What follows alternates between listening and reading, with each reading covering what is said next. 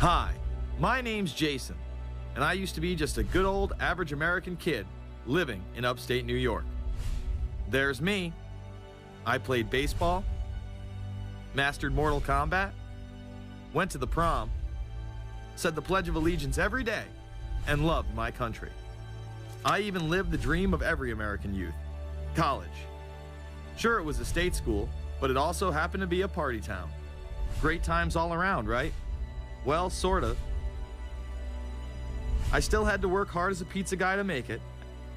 And of course, there was school. I had to figure out the computer graphics programs I was working with, as well as attend classes I didn't care about. I certainly didn't know much about geopolitics. Then 9/11 happened and everything changed.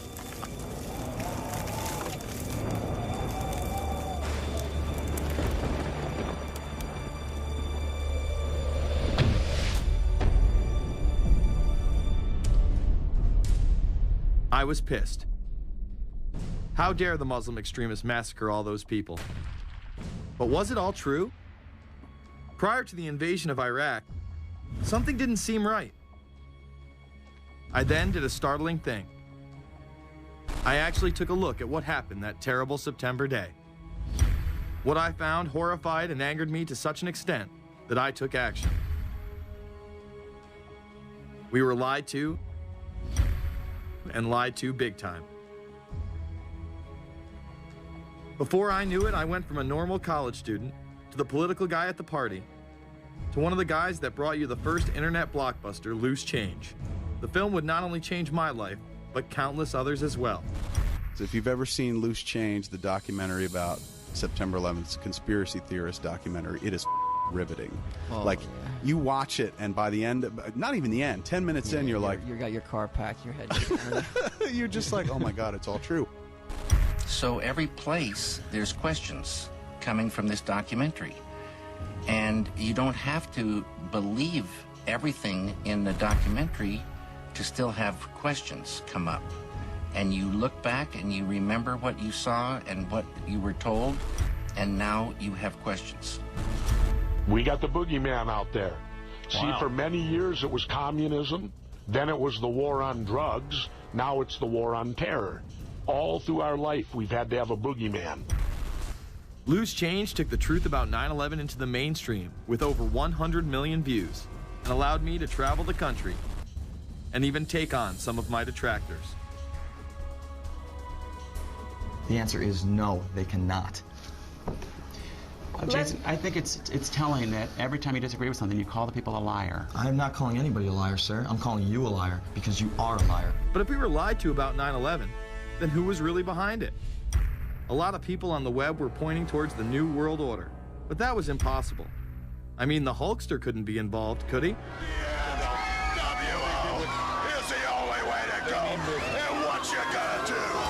So I set out to find out if a New World Order really existed. And if it did, what was it? Who was involved? And what were their goals? The very word secrecy is repugnant in a free and open society. And we are, as a people, inherently and historically opposed to secret societies, to secret oaths, and to secret proceedings. For we are opposed around the world by a monolithic and ruthless conspiracy. It is a system which has conscripted vast human and material resources into the building of a tightly knit, highly efficient machine. Its preparations are concealed, not published. Its mistakes are buried, not headlined. Its dissenters are silenced, not praised. No expenditure is questioned, no rumor is printed, no secret is revealed. Some cringe when they hear the term New World Order, despite all of these prominent people using it.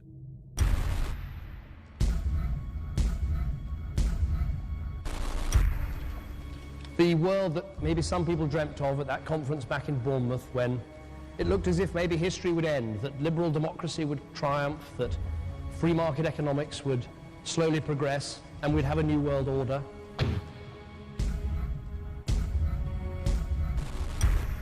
And together they helped to create, were the principal leaders in creating, a new world order and a winning strategy in the Cold War.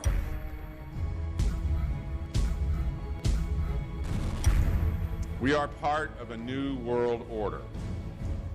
And as the recently departed Admiral William J. Crowe once said, it's long on new and it's short on order.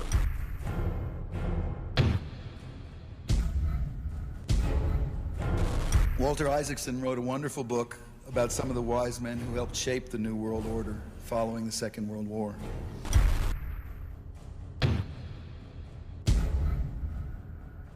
As we devise a way forward in Iraq, I urge the international community to embrace its responsibility for creating that new world order. A new world order based upon collective action.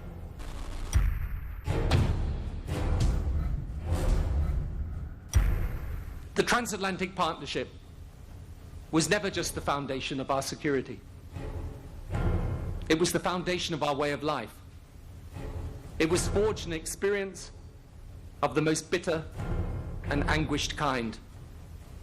Out of it came a new Europe, a new world order, a new consensus as to how life should and could be lived.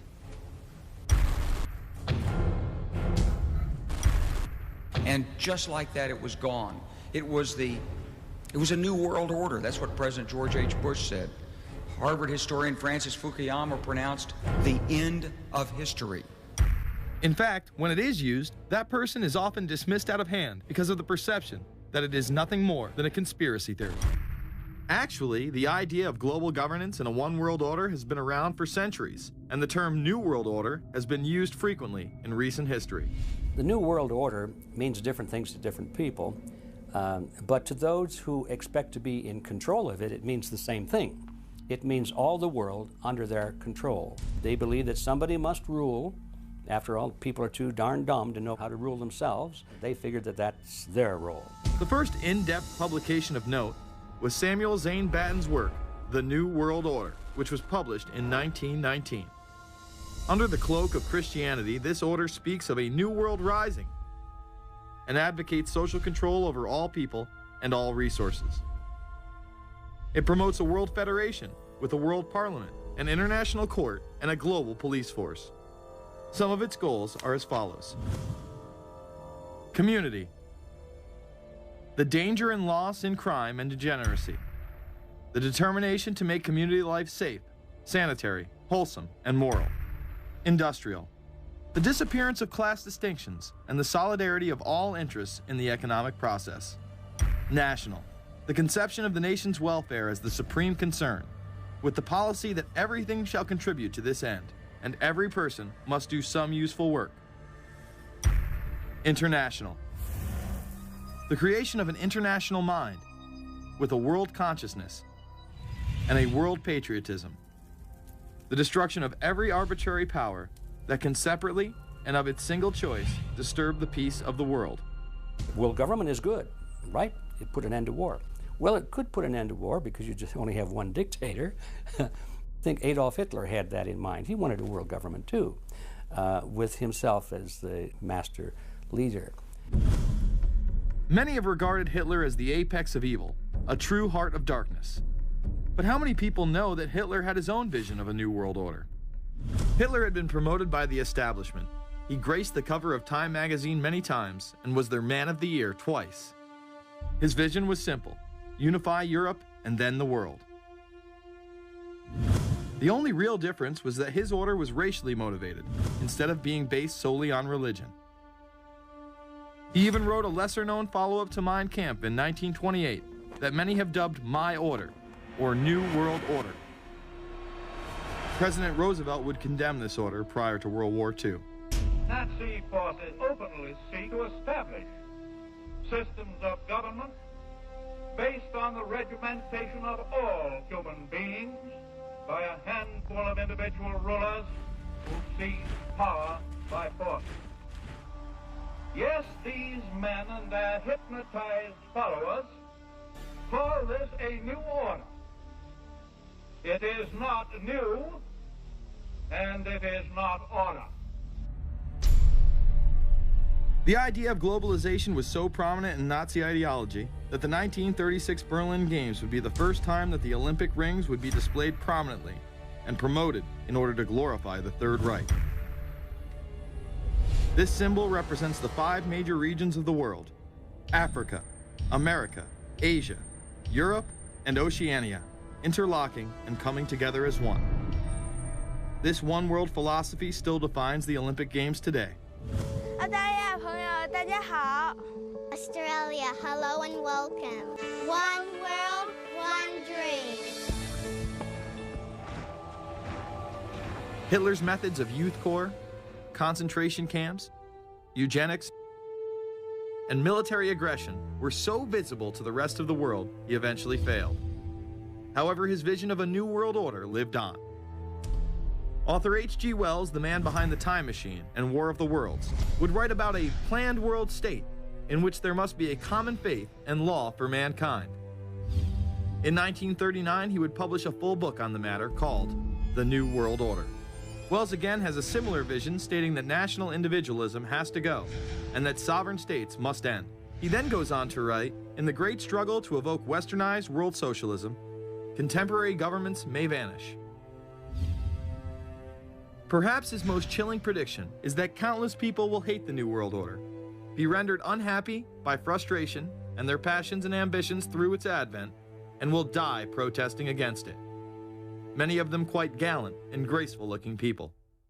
Collectivism is that concept where individuals are considered to be discardable, and that the group is more important, and that the ultimate group, of course, is the state.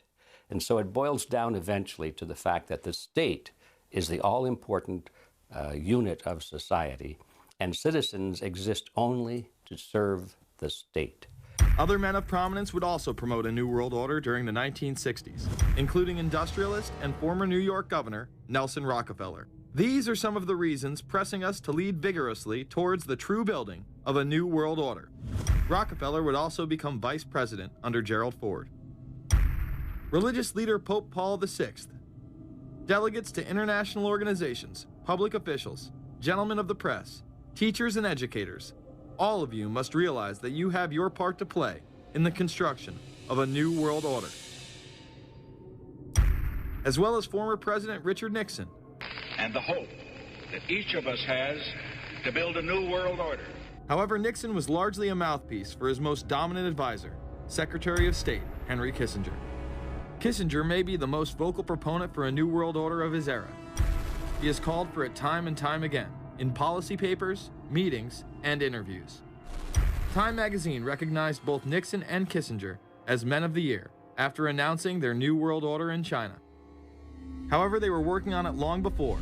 In these once classified documents, they both discussed the new order with the president of Indonesia. Mainstream media was even critical of Kissinger's vision in the early 70s. In ragged, spasmodic fashion, a new world order is coming into being, but it looks less and less like the world order that Mr. Kissinger had constructed in his own mind. Kissinger's New World Order would fall under the radar for some time. However, it saw a vast revival during the first Bush administration. Here is Brent Scowcroft, former vice chairman of Kissinger Associates and former national security advisor under both Ford and Bush Sr., as he discusses the New World Order. Looking at the subtitle this morning, Are We Ready for the New World Order? Gives me something of the shudders. That phrase, New World Order, I'm afraid I'm partly responsible for resurrecting. To me, what that symbolized was perhaps a fundamental change in the character of our response to national security issues. Here, Charlie Rose asked Scowcroft, Kissinger, and former National Security Advisor Zbigniew Brzezinski if we are living in a new world order. Where are we as we think about this time in American foreign policy? Are we at a special moment which is being redefined? Or are we creating a new world order? We're at a moment when the international system is in a period of change like we haven't seen for several hundred years. In some parts of the world, the nation state on which the existing international system was based is either giving up its traditional aspects, like in Europe, or as in the Middle East. George H.W. Bush would campaign for a New World Order like no other president before him. He would openly discuss it during his State of the Union address. What is at stake is more than one small country. It is a big idea, a new world order, where diverse nations are drawn together in common cause to achieve the universal aspirations of mankind. Again, a unified Europe was a major goal in creating this order. With few exceptions, the world now stands as one. A year and a half ago, in Germany, I said that our goal was a Europe whole and free. Tonight, Germany is united. Europe has become whole and free. The world can therefore seize this opportunity to fulfill the long-held promise of a new world order. We can find meaning and reward by serving some higher purpose than ourselves, a shining purpose, the illumination of 1,000 points of light. Bush Sr. and his administration would tour and promote this agenda across the board at any given opportunity. The President has spoken often of a new world order. And we have an unprecedented opportunity to build a new era of peace and prosperity here and abroad, to build a new world order. It's my understanding, I think, that the President, and I don't know the context of how it came up in his speech last night in New York, said that China must be a part of the new world order. Guess I would like to ask you how you envision China fitting into the new world order. It is a country that we are going to have relationships with by virtue of its geopolitical importance.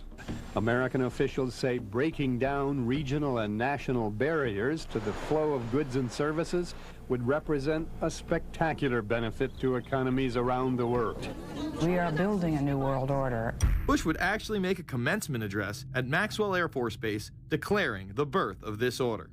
And that's why I wanted to speak to you today about the new world taking shape around us, about the prospects for a new world order now within our reach. In the coming weeks, I'll be talking in some detail about the possibility of a new world order emerging after the Cold War. But today, I want to discuss another aspect of that order. You see, as the Cold War drew to an end, we saw the possibilities of a new order in which nations work together. It refers to new ways of working with other nations to deter aggression and to achieve stability. As old threats recede, new threats emerge. The quest for the new world order is in part a challenge to keep the dangers of disorder at bay. We must build on the successes of Desert Storm to give new shape and momentum to this new world order. Only when this transformation is complete will we be able to take full measure of the opportunities presented by this new and evolving world order. The new world order really is a tool for addressing a new world of possibilities. This order gains its mission and shape not just from shared interests, but from shared ideals. After the Gulf War had ended, Bush was so obsessed with the idea of a new world order that he had a series of Glocks imprinted with the term that he would give to members of his administration, including Colin Powell, Brent Scowcroft, Dick Cheney, and General Norman Schwarzkopf. Cheney would even approve policy papers regarding the New World Order. Defense Secretary Dick Cheney has approved a revised draft of a policy document on the New World Order. The Pentagon is backing off a controversial earlier draft and has abandoned a one superpower strategy. The final document puts more emphasis on international alliances and organizations. This would become an unprecedented time period for people all over the globe to discuss at length what the New World Order meant to them. People within the media, Does anybody want to talk about the New World Order? Is there a New World Order out there, or is this a vision that exists in the... He does have his vision, there's no doubt about that. But does that exist in the president's mind, or does it exist out there in reality? This president sees this episode as the first test case, as the first example for the New World Order he is trying to organize. Some people have called it the New World Disorder, and there's a lot of truth to that.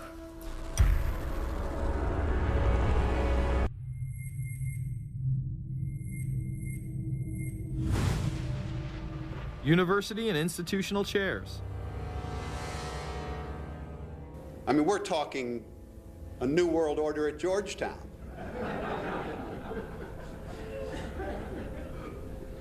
And we'd like to be very much a part of it and continue to live. This is a world that is likely to be dominated in the near future, and perhaps longer, by the Gulf War and the New World Order, which is the buzzword of the moment. So the secret of a New World Order, and at this point it's just a slogan, but it does have some historical background in terms that orders have succeeded each other over time. The secret of this is to learn how to use coalitions. We are effective in the United Nations. People within government. George Bush has invoked a New World Order without enunciating a new American purpose. The president has still failed to articulate clear goals for our nation's foreign policy in this new age. I find the term New World Order very revolting, and just not only historically but politically today. I think Harding is absolutely right, and the actions of the administration just after enunciation of the New World Order put the lie to the fact there is any real substance behind what they say as New World Order. The first act of the New World Order was A, to make war, and then B, was to sell arms all over again. Is there a New World Order? We know certainly that George Bush has copyrighted the term at this point.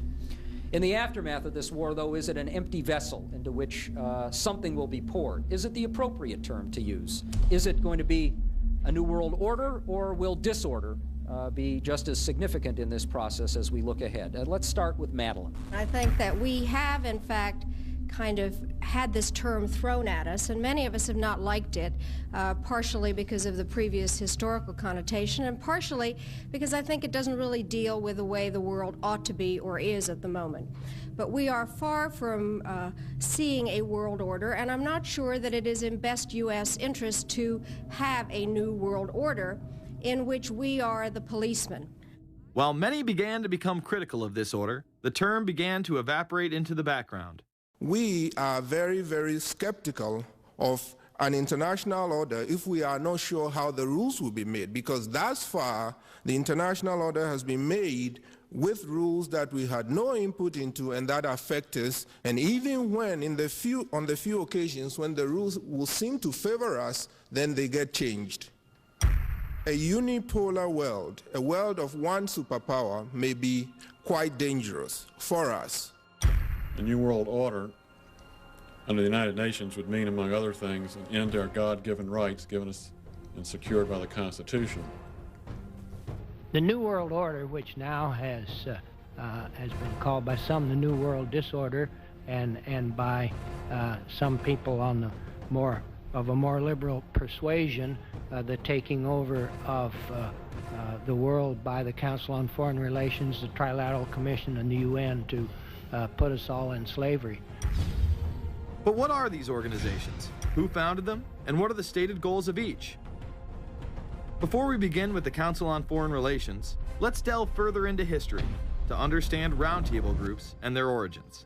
Its roots go way, way back in history, and they go back to the formation of a secret society, a secret organization that was created by Cecil Rhodes, a very powerful and very wealthy individual.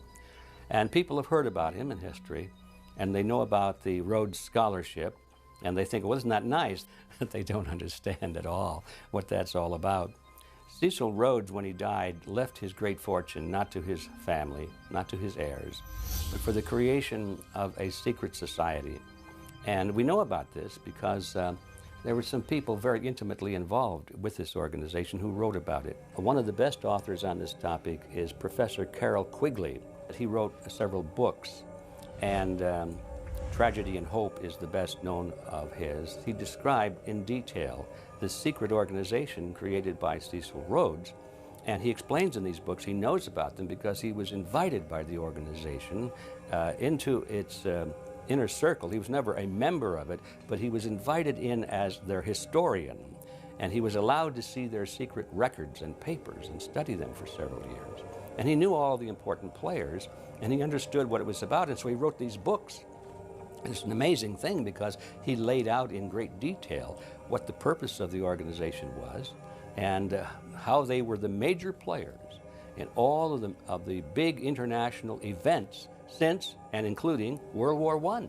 The bottom line is that you take the roots of that organization and you find out that they created in all of the British dependencies what they call roundtable groups.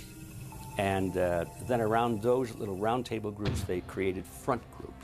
And the purpose of these front groups and roundtable groups was to penetrate into the governments of all of these different countries, to penetrate into the media centers, to penetrate into the educational systems. In other words, to penetrate into the social fabric, the power centers of society, and literally take them over from the inside without anybody being aware that they were controlling influence.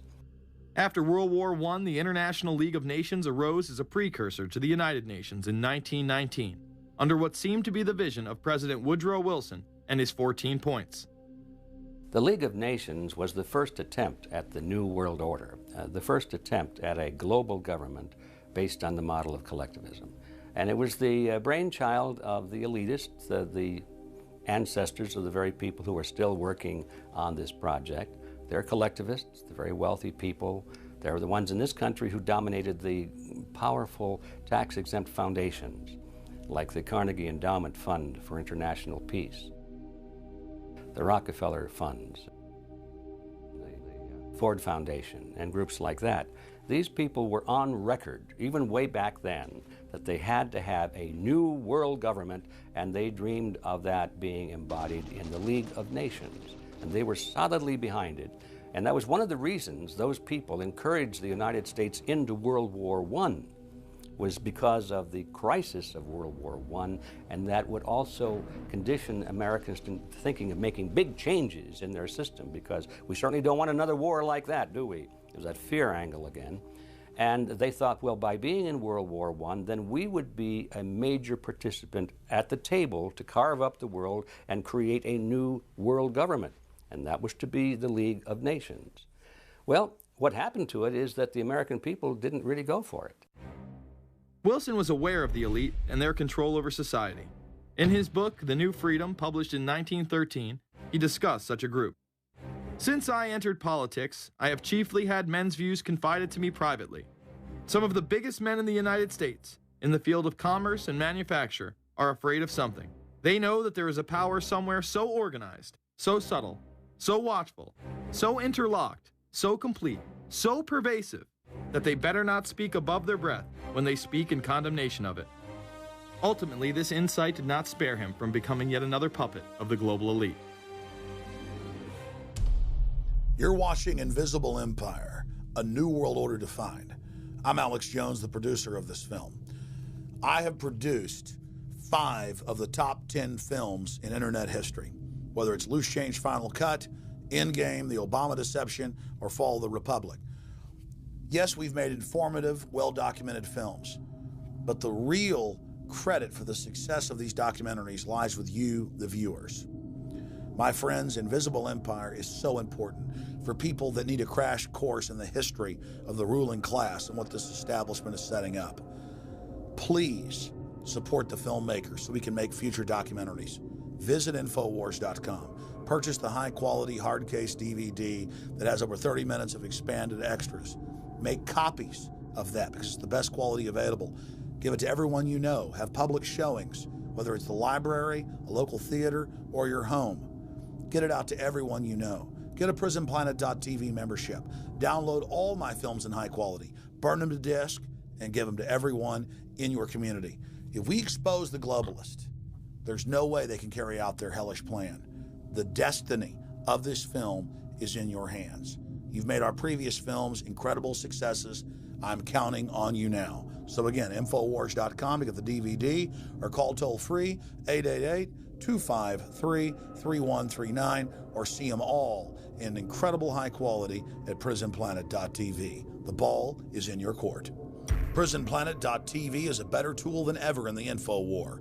Over 6 years of my radio and TV shows, all my films in super high quality, my book, Paul Watson's book, all there, 15 cents a day. Your support of PrisonPlanet.tv empowers the resistance to unlock minds worldwide. In all of the British dependencies, these organizations, the front groups, were called the Royal Institute for International Affairs. In the United States, they chose a different name.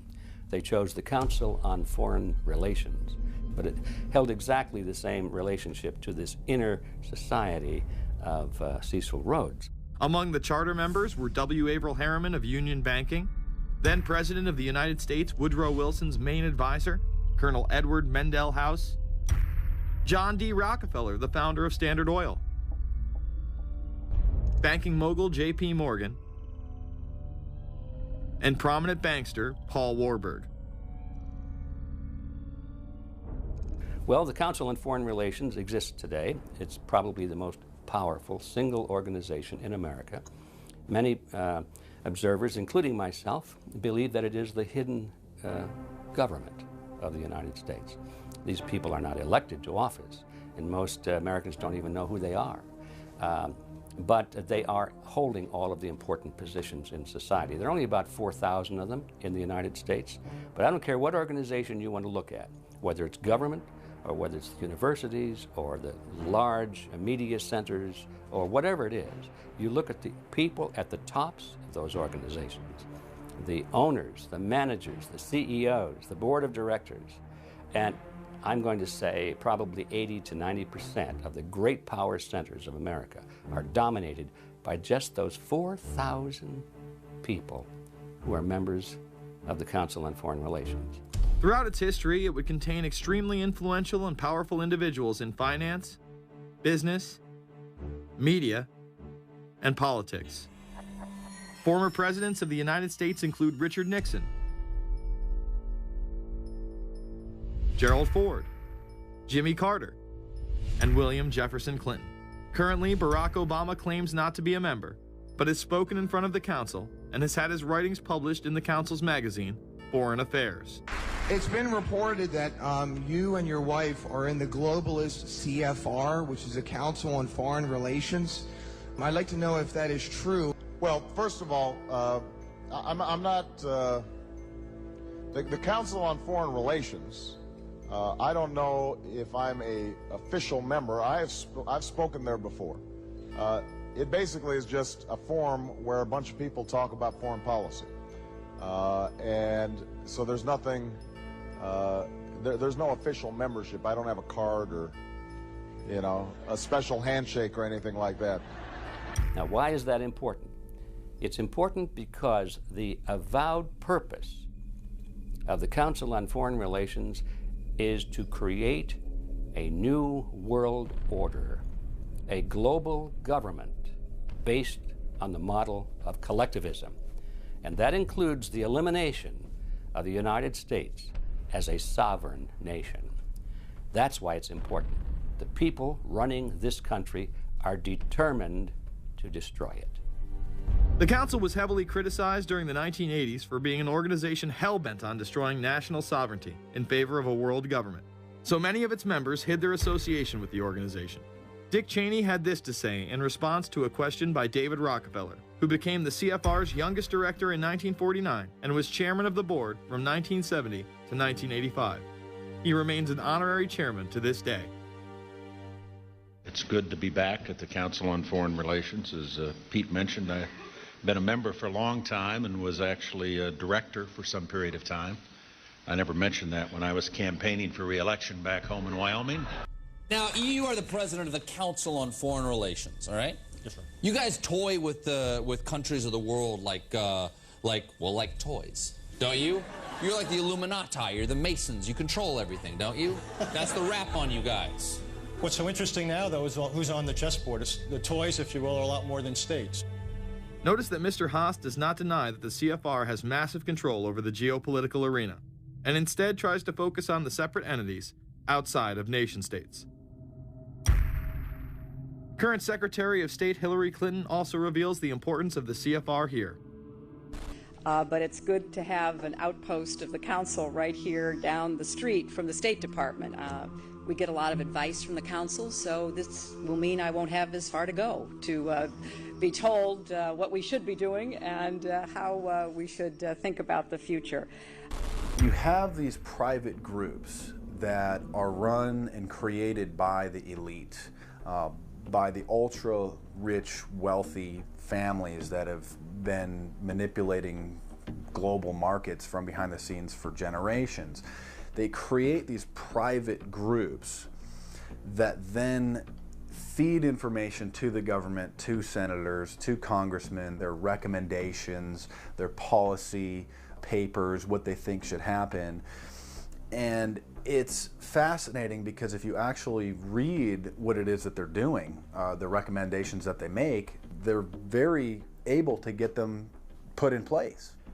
Discussions that are going on in these private groups are really talks that should be going on in Senate committees and in the halls of Congress, but they're happening with these ultra-elite groups that are then pushing their propaganda into the political mainstream, and then it's becoming enacted, it's becoming put into law. Still not convinced the CFR is promoting a new world order? Listen to what Leslie Gelb had to say upon leaving the New York Times to chair the organization as its president in 1993. I loved it. Doing a column is a great job. I'm going to an equally great but different job, and in a way a job that caps everything I've been doing in my life, in government, in academia, and in journalism. I think that's what the Council on Foreign Relations will allow me to do. Well, you know, for example, you had me and 3 or 4 other folks on this show a few months ago to talk about the New World Order, right? Exactly. Right? Bob I talk about it, you, exactly. Right. I talk about it all the time. New World Order wants a global system where one small central authority of individuals can then dictate a policy that's going to be distributed down to the rest of the world, everywhere, in the smallest little town in the middle of nowhere in some remote country. I now think it's safe to say that the Council is extremely influential on the world stage and openly promote global governance. The Council and the globalists were able to take this agenda to the next level following World War II. The United Nations was born out of the ashes of this conflict. Unlike the League of Nations, the United States not only joined this organization, they championed it. First book I wrote was The Fearful Master, a second look at the United Nations. It was written at a time when it was not popular to be critical of the UN. I mean, the United Nations was viewed by almost everybody as our last best hope for peace. It was a means, we were told, to bring humanity together and put an end to war and live in peace and harmony and promote trade and all of these good things. I wish it were any of those things, but it's not. The original charter for the United Nations was drafted in San Francisco in 1945, and the United States became a permanent member of the Security Council, along with France, the United Kingdom, the Soviet Union, and the Republic of China. The process by which other nations' belief systems could be used to erode and eviscerate our Constitution and Bill of Rights had taken a giant leap forward. The United Nations is one of the most well-known sort of globalization attempts. Its primary goal is to streamline all the governments of the world, to create a global council and to unify all the rules and all the regulations for the world. So it's essentially the precursor and an engine of this new world order. The United Nations is made up of all of the countries of the world, most of which are dictatorships of one kind or another. And you don't take a bunch of dictatorships and put them into a bag and shake it up and come out with a freedom-loving governmental unit. You come out with a global dictatorship. This was the public base of global governance. However, many other organizations have been birthed since. Even more suspect is a private group called the Trilateral Commission. David Rockefeller and Henry Kissinger are among its some 300 influential members. The Trilateral Commission, rich and powerful business and political leaders from Japan, Europe, and North America, the New York-based policy group was formed in 1973 by Chase Manhattan Bank Chairman David Rockefeller. In addition to Rockefeller, there are many other noted American members. Among them, economist Alan Greenspan, former Defense Secretary Harold Brown. George Bush was once a member, but resigned last year before his unsuccessful presidential campaign. Back then, it wasn't politically wise to be aligned with what his party's right wing considered a shadow world government. The United Nations would take over America. The Trilateral Commission would control the world. Just look at its membership, they say. Current and former members include Presidents Clinton, Bush, and Carter. Names like Brzezinski, Christopher, Kissinger, and Schultz. And top executives of ITT, Xerox, Exxon, and Nations Bank. Although this group with only 300 members seems to be at the apex of the power structure, there is yet another group formed in 1954 that is even smaller in number and has a greater influence on world events. Meet the Bilderberg Group. This elite group meet annually around the globe. There is a core group of members who have attended every year for decades, such as David Rockefeller, Henry Kissinger, and Queen Beatrix of the Netherlands. These members invite others who are politically and socially relevant at the time. Each year, around 140 people are in attendance. Real quick, I asked Hillary this question. In June of 2004, you attended a meeting in Italy called the Bilderberg Group. I just want to know what you were doing out there, what that was all about. Because she lied to me and told me she didn't go. I figured you might tell me the truth. All I did was go. They had a Republican and a Democrat. I gave like a 20-minute talk on the presidential election. Did it have anything to do with being John Kerry's running mate? Did you talk about that at all? No, because I wasn't his running mate. Okay. I happened to be in Europe then on my way to Russia. I was invited to go to Bilderberg by Vernon Jordan, a friend of mine, and a genuine hero of the civil rights movement. And to the best of my knowledge, NAFTA was not discussed by anybody in my presence. Documents released by the group in 2001 reveal that in September of 1955, the group met in Germany and covertly outlined the idea of a European Union. Section E, European Unity, discusses the general support for European integration and unification, and the idea to unify Germany once again with the rest of Europe under a common marketplace. Belgian Viscount and current Bilderberg chairman Etienne Davignon told the EU Observer in 2009 that the next Bilderberg meeting could improve understanding on future action in the same way it helped create the euro in the 1990s. This illustrates the patience, vision, and reach of this organization. It was able to promote and establish both the European Union and a European currency over the course of just under 40 years, incrementally. One of the things that the elitists discussed back at the turn of the century when they were talking about how do you convert the United States into a collectivist system was the fact that you can't do it quickly.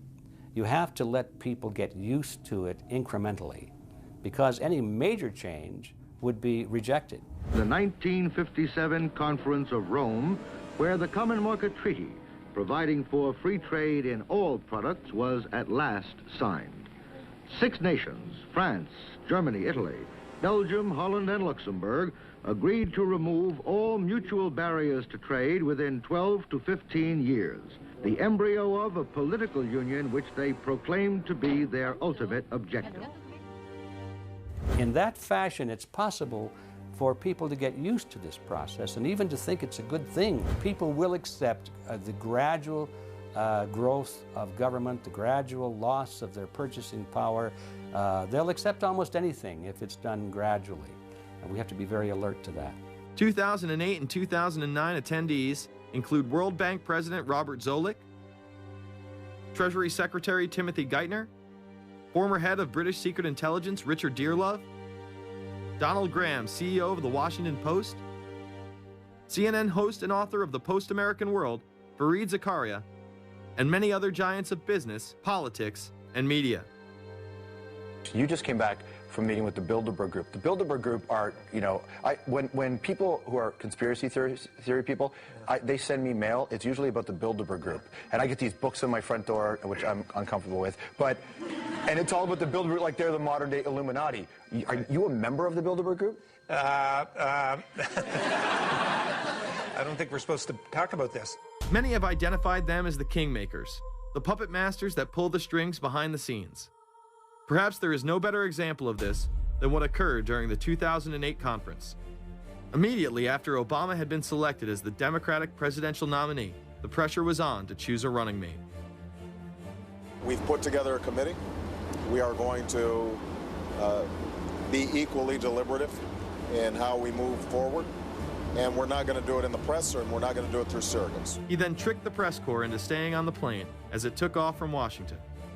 He was whisked away to an undisclosed location. Obama was supposed to fly home. He'd been here in Virginia. He was supposed to fly home out of Dulles, as you know, outside Washington, D.C.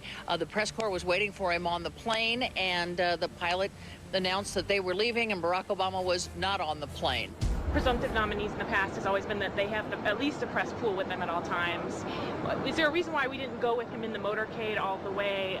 This is what we're out here for, and now we're on this plane with no candidate. Again, you know, look, I understand. There was a desire to do these meetings, obviously, in private.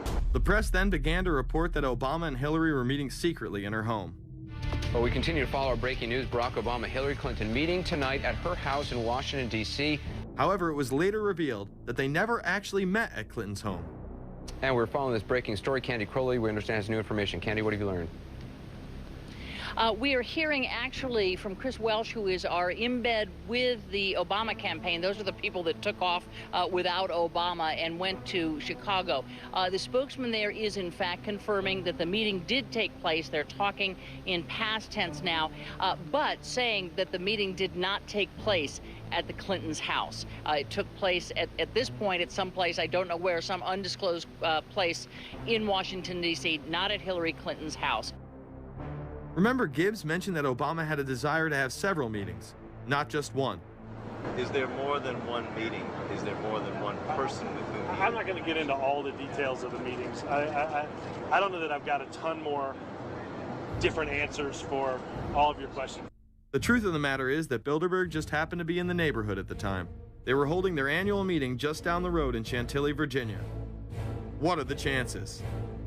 What's interesting and dangerous about the New World Order is that it's not a natural progressing idea. It's just not civilization naturally evolving and organizing into this system. It's the group of extremely powerful people that are manipulating the system to get it to this status from behind the scenes without anybody's knowledge. You have to ask yourself, if there isn't an agenda going on to keep those organizations quiet and to keep them out of the news, to keep the discussions about them behind closed doors, then why is it that these supposed experts on the left and on the right never talk about them? This has been a condensed history of the globalist organizations and their rise to power. But is there a reason they meet behind closed doors? A shadow world government has been mentioned, but to truly understand what that means, let's go back to this iconic warning from President Dwight D. Eisenhower. Progress toward these noble goals is persistently threatened by the conflict now engulfing the world. It commands our whole attention, absorbs our very beings. We face a hostile ideology, global in scope, atheistic in character, ruthless in purpose, and insidious in method. Unhappily, the danger it poses promises to be of indefinite duration. The need to maintain balance in and among national programs. Balance between the private and the public economy. Balance between the cost and hoped for advantages. Balance between the clearly necessary and the comfortably desirable. We have been compelled to create a permanent armaments industry of vast proportions. We annually spend on military security alone more than the net income of all United States corporations. The total influence, economic, political, even spiritual, is felt in every city, every state house, every office of the federal government. Yet we must not fail to comprehend its grave implications. Our toil, resources, and livelihood are all involved. so is the very structure of our society. In the councils of government, we must guard against the acquisition of unwarranted influence, whether sought or unsought, by the military-industrial complex. The potential for the disastrous rise of misplaced power exists and will persist. America went into a major mobilization, revived its defense industries, and we saw the civilian economy of America more and more skewed through the 50s. Already in Eisenhower's time, he could see it coming, that you were getting a larger and larger defense military component of the economy, which, unlike the rest of the economy, was very, very centrally organized about lobbying for more and more new weapons. It was the political skills of this military-industrial complex, which I think Eisenhower was really warning us about, and rightly. There is a military-industrial complex. Today, we see a situation where the civilian economy is really in tatters, and most of our civilian production has gone overseas to third world countries. What do we export? Our biggest export practically is garbage, but apart from garbage, we export military equipment. We have a special act which subsidizes, makes it possible for countries abroad to buy our armaments because it's too expensive to produce them for one country only. So we have become a very efficient military-industrial complex, but the civilian economy is only a ghost of what it used to be, and this has terrible consequences for democracy because it means that the power of this lobby is now sort of dominating what goes on in Washington. Through multinational corporations, global intelligence networks, out-of-control banksters, all under the veil of national security and black operations, the global elite have consolidated power on a massive scale over the last several decades. You see, global corporations not only fund and develop large technological and military projects here and abroad, they also own the consumer industry and production, as well as all of the important media. By owning the vast majority of what we hear and see on a daily basis, we have been manipulated on a mass scale as to regards to what we believe and desire, both socially and politically.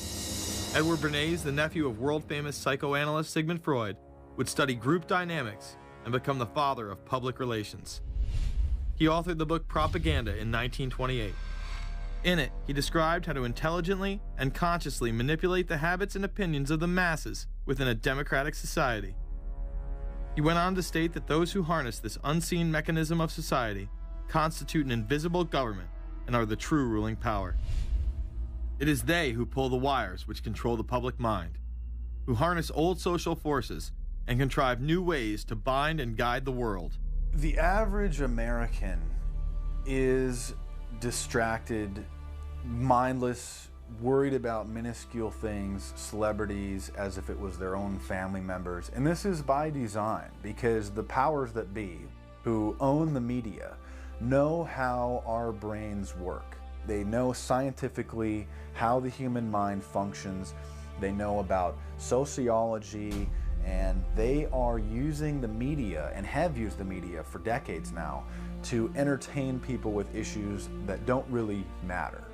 When you have the big news networks covering celebrity issues as if it's the most important thing, it becomes the most important thing. And this is not by accident. This is to keep us out of the way. Because if you're worried about the latest celebrity death, or the latest celebrity couple, or the celebrity breakup, or your sports team having a shot at the Super Bowl or the World Series, there's so much information about those issues that can be discussed that will mesmerize people, and they won't know or care about the real issues that are out there. Well, I think this is just one more piece of evidence of the degree to which the media, supposedly the watchdogs, has become the gatekeeper of the system. Mainstream media are, first of all, nearly all of them corporations, nearly all of them now publicly held, part of the whole Wall Street financial system that they're supposed to report about objectively, but they can't. They, right now, in October of 2009, they are celebrating the recovery of the biggest banks in New York and saying that the recession is over. Of course, there are a few problems, like foreclosures are going on, unemployment is rising. All of this is affecting the American people, but it's not affecting the financial elite who also control the media. Bernays successfully identified the invisible empire which controlled the minds of men. So as the populace is mesmerized and hypnotized by powerful behind-the-scenes forces, as they are distracted by the latest celebrity scandal, the newest cell phone, and their favorite sports team, this network disguises itself, remaining in the shadows. Despite the elite utilizing Bernays' methods, in conjunction with the military-industrial complex they had erected, a modern arm of this organization was exposed in what came to be known as the Iran-Contra scandal. Essentially, black operations were not only caught dealing arms illegally and supporting South American dictators, but also smuggling drugs into the United States. Iran-Contra was really the merging of two different programs. The first one was support for the Contras, who were, let's face it, a force of terrorists in Nicaragua trying to overthrow the Sandinista government. They were being secretly supported by the CIA, and at the bottom of the whole thing was drugs. Iran-Contra was openly exposed by massive network coverage. How was it that in 3 years, a network Washington set up to run arms to the Contras wound up running cocaine into this country for the most vicious drug cartel in the world? At the same time, we were supposed to be fighting a war against drugs. But by the same token, I also smuggle my share of weapons in exchange for those illegal substances, with the full knowledge and assistance of both the DEA and CIA. Betzner says that in 1983, he flew weapons from Florida to El Salvador and drugs from Colombia to the Bahamas on the way back. In 1984, he says, he flew twice from Florida to Costa Rica and back. We could bring back our own cargo, and they would arrange it, or we could bring back their cargo without ever having to worry about interception, arrest, anything like this, that everything was taken care of. What kind of cargo were you talking about? Drugs. Tolliver says he had 2 meetings with this man, CIA veteran Rafael Quintero. Then in March of 1986, he says he flew 14 tons of weapons down to Honduras, to this Contra resupply base set up by the CIA. We take off from Tegucigalpa, Honduras, and we leave. To? South Florida. Where in South Florida? We landed at Homestead. Homestead? Air Force Base. This is the plane Tolliver says he used. The plane traces to a company that had a State Department contract to fly humanitarian supplies to the Contras. In addition to that, 3 dozen sources confirm the basic scheme. We can now report that long before that operation began, there was another operation to provide guns for the Contras, which was also against the law. In this operation, Americans and Israelis provided arms to the Contras, and then the same network smuggled drugs into the United States.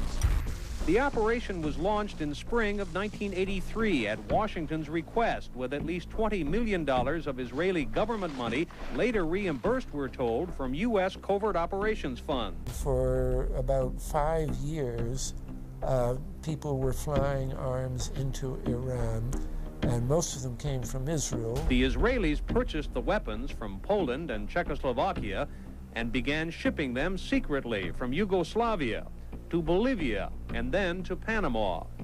The Israeli liaison man there, this man, Michael Harari, until recently a close aide to Panama's strongman, General Manuel Noriega.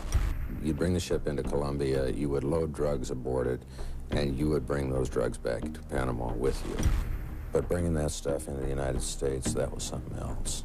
I've never been so thoroughly disgusted with myself in my life. This network would also be involved in the October surprise.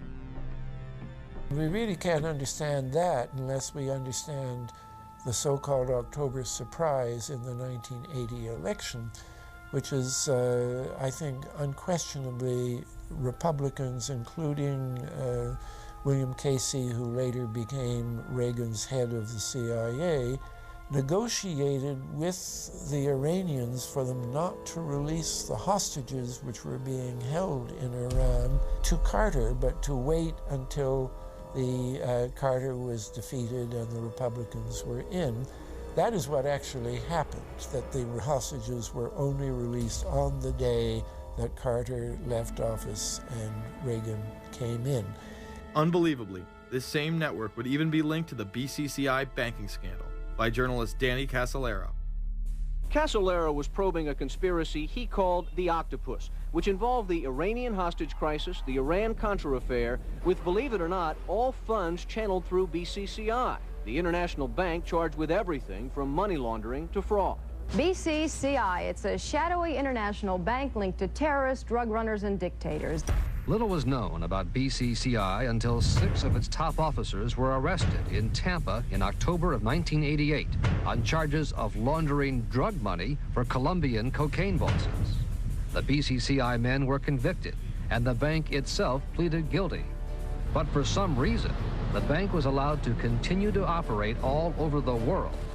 There are indications that some of the reluctance to prosecute this bank stem from the favors it did. For? The favors it did for intelligence services everywhere. Too many secrets of too many countries, too many prominent people, too many hands-on, and that makes it desirable that this entire affair be forgotten. It began to become clear that the global traffic of drugs were funding violent dictators, rigging elections, supporting the arms trade, and enforcing the assassination of anyone who got in the way. Casolaro was found dead for his efforts in exposing this network. His death, of course, ruled a suicide. He was meeting a source in West Virginia. He was about to discover all. Instead, his body was discovered in a hotel room with 12 slashes in his wrist, but when the local authorities ruled it suicide, the family said, no way. The housekeeper had taken calls threatening his life. And I pick it up telephone, I say hello, and he say to me, you son of a bitch, you's dead. Casolaro would not be the only person involved in the scandal to wind up in a casket. Meet Barry Seal. At first, the media portrayed Seal as a drug dealer gone good, who was assassinated by the Colombian mafia. Authorities believe last night's machine gun killing of top drug informant Barry Seal was ordered by drug bosses in Medellin, Colombia, who sent 5 men to Baton Rouge to kill Seal. Sam Dalton was the lawyer that represented the Colombian hitmen convicted of his assassination. We were trying to subpoena the CIA because we felt like they had documents, exhibits, and evidence that would indicate complicity in Seal's assassination. When they were able to gain access of Barry Seal's trunk the night of the murder, the personal phone number of none other than George H.W. Bush was present. Louis Unglesby, the former attorney for Mr. Seal, also confirms that he once called the office of the vice president after Seal had given him the number. You see, the Black Ops drug smuggling operation had not yet been exposed, and intelligence couldn't take any chances. It was later revealed that Seal was involved in smuggling cocaine into Mena, Arkansas, while Bill Clinton sat as governor. 1983, Ronald Reagan was president, Bill Clinton was governor.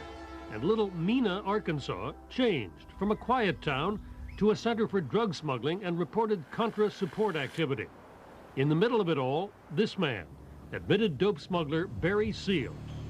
Arkansas State Trooper Russell Welch investigated Seal's organization. Each trip would have 250 to 350 pounds of cocaine. According to the London Telegraph, Arkansas State Trooper Larry Patterson testified under oath that he and his officers discussed repeatedly in Clinton's presence the large quantities of drugs being flown into Mena Airport, large quantities of money, large quantities of guns. Hot Springs police officers would also record Roger Clinton, Bill's brother, during a cocaine transaction stating, "Gotta get some for my brother. He's got a nose like a vacuum cleaner." There was also a large amount of money laundering going on in Mena. Former IRS agent William Duncan traced some of Seal's drug profits laundered through Mena banks. We had direct testimony from people who were involved in the money laundering operation. We had testimony from people at banks who observed the transactions. What happened when you tried to make this case before a grand jury? I was never asked to present the evidence to a grand jury, ever. This very same network used BCCI to fund the Afghani rebels.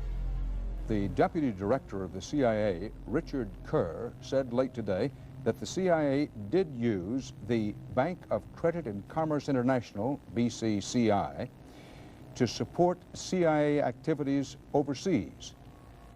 Most people still believe that the Soviets had maliciously invaded Afghanistan in order to spread their communist agenda. The Al-Qaeda was essentially a kind of a byproduct of Brzezinski's campaign to embarrass the Soviet Union in Afghanistan. They weren't in Afghanistan at that time. Brzezinski boasted later that he was responsible for drawing them into Afghanistan.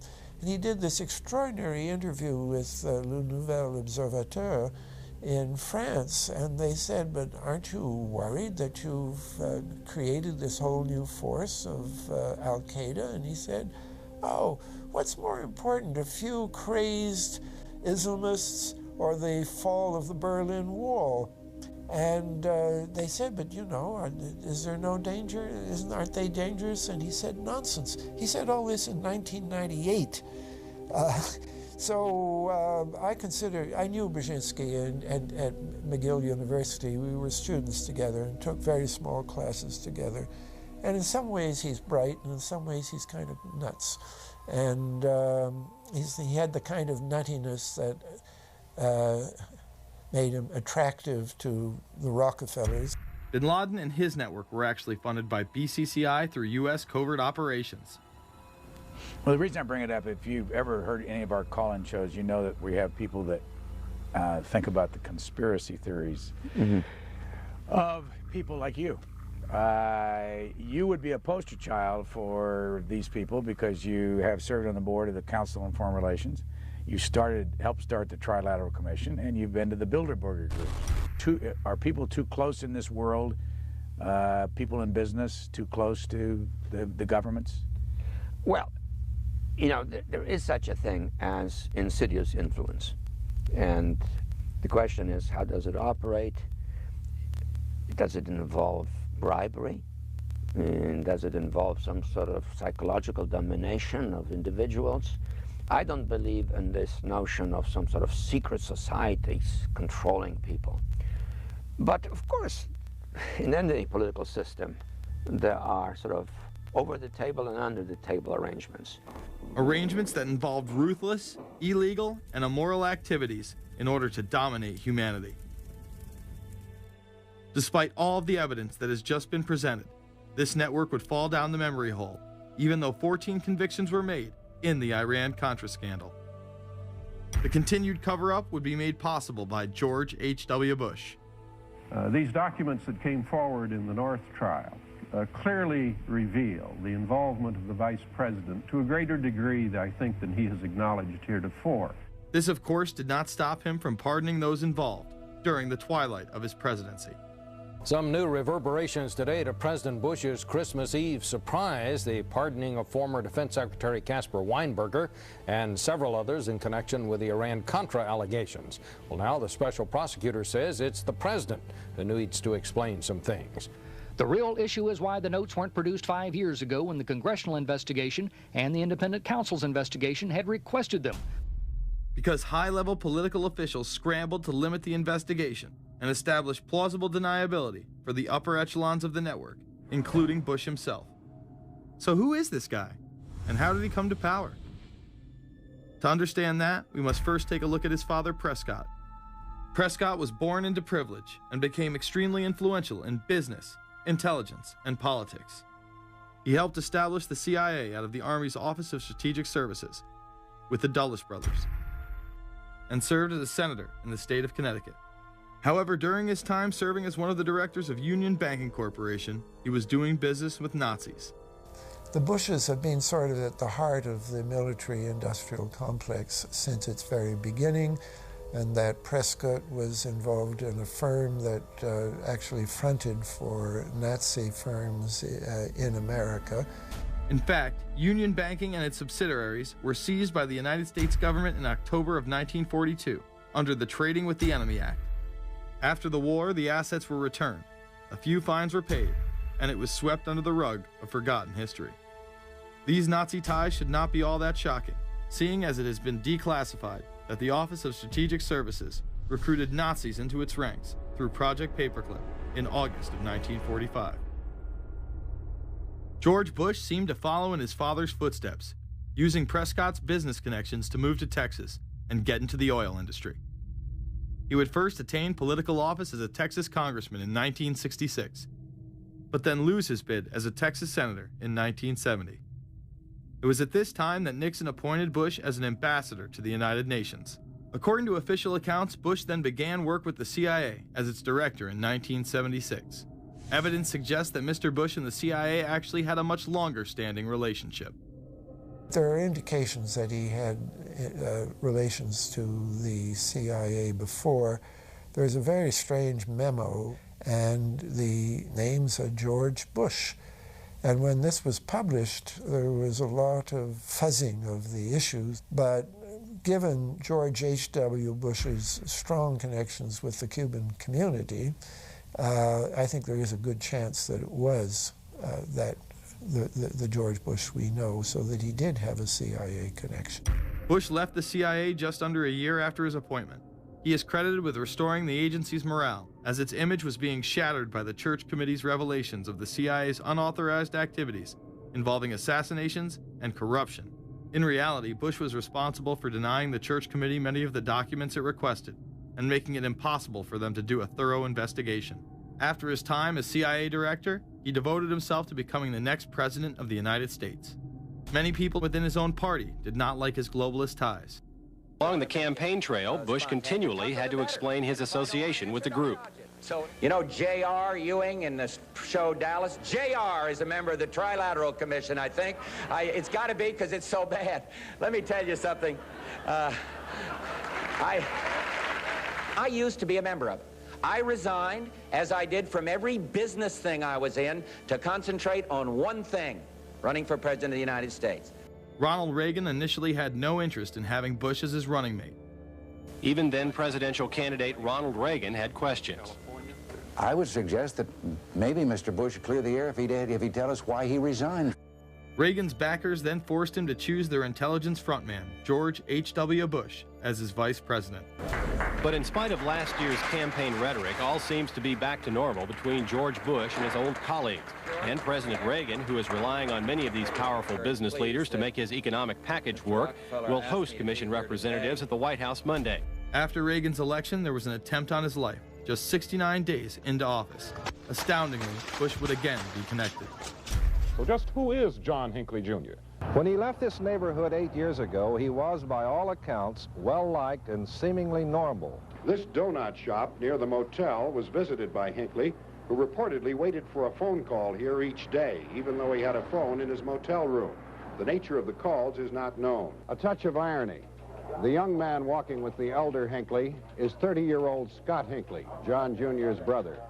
He and Vice President Bush's son, Neil, are friends. They had planned to have dinner together in Denver tonight. The plans have been canceled. We were told Hinckley was a madman acting alone. If that was the case, why was he making phone calls from a payphone down the road instead of his hotel room? Why was the would-be assassin's brother a family friend of the man who stood to gain the presidency? While Reagan led the nation in the public eye, Bush exploited his power through the largely unknown Continuity of Government Directive. In the United States federal government, there is a super-secret agency which controls this shadow government. The National Program Office allowed Bush and his network to attain executive emergency powers. Ronald Reagan authorized the National Program Office when he signed a top-secret directive in 1982. Oliver North was one of the key officers responsible for the program's startup. Under the NPO's direction, 4 agencies were charged with execution of the Doomsday Plan: the CIA, the Departments of State and Defense, and the Federal Emergency Management Agency. An effort was being made to consolidate continuity of government programs across several major departments of the government under one office. After 8 years of secret wars, covertly sponsored revolution and assassination had advanced globalist interests and allowed Bush to achieve his lifelong dream by becoming the 43rd president of the United States. The fall of the Soviet Union left the United States as the sole superpower in the world. The Wolfowitz Doctrine stated, "We must maintain the mechanism for deterring potential competitors from even aspiring to a larger regional or global role." The New World Order was on display with the First Gulf War and the creation of a European Union. After losing to his crony Bill Clinton, he faded into the background as the agenda for a New World Order marched forward. After 1989, President Bush said, and it's a phrase that I often use myself, that we needed a new world order. We have just exposed many of the globalist operations, including drug dealing, funding terror, dealing arms, and taking over the United States government by stealth. Whenever these agendas were threatened, those who opposed them ended up dead.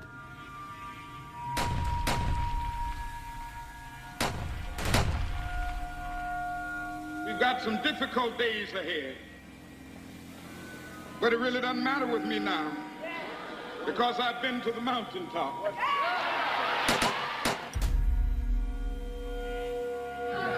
My thanks to all of you, and now it's on to Chicago, and let's win there. Thank you very much. Gave a paper about all three of the big assassinations in the 60s, which was John F. Kennedy, Bobby Kennedy, and Martin Luther King. And there are certain common denominators. I call these events deep events. We've become accustomed to the idea that every now and then something is going to happen, and we just know from the beginning we're not going to get to the bottom of it. And the more they happen, the more reconciled we've become to this state of affairs. In 1978, the House Select Committee on Assassinations could not ignore there was a conspiracy in regards to the assassination of John F. Kennedy and Martin Luther King Jr. Good evening. A congressional committee has concluded that President John Kennedy and civil rights leader Martin Luther King Jr., both of them, were probably killed as the result of conspiracies. The House Assassinations Committee wound up its 2-year study by recommending that the Justice Department look into both cases. In the assassination of Dr. Martin Luther King, the committee concluded the likelihood of conspiracy. The committee's summary of findings says President Kennedy was probably assassinated as a result of a conspiracy, that its evidence establishes a high probability that 2 gunmen fired at the motorcade.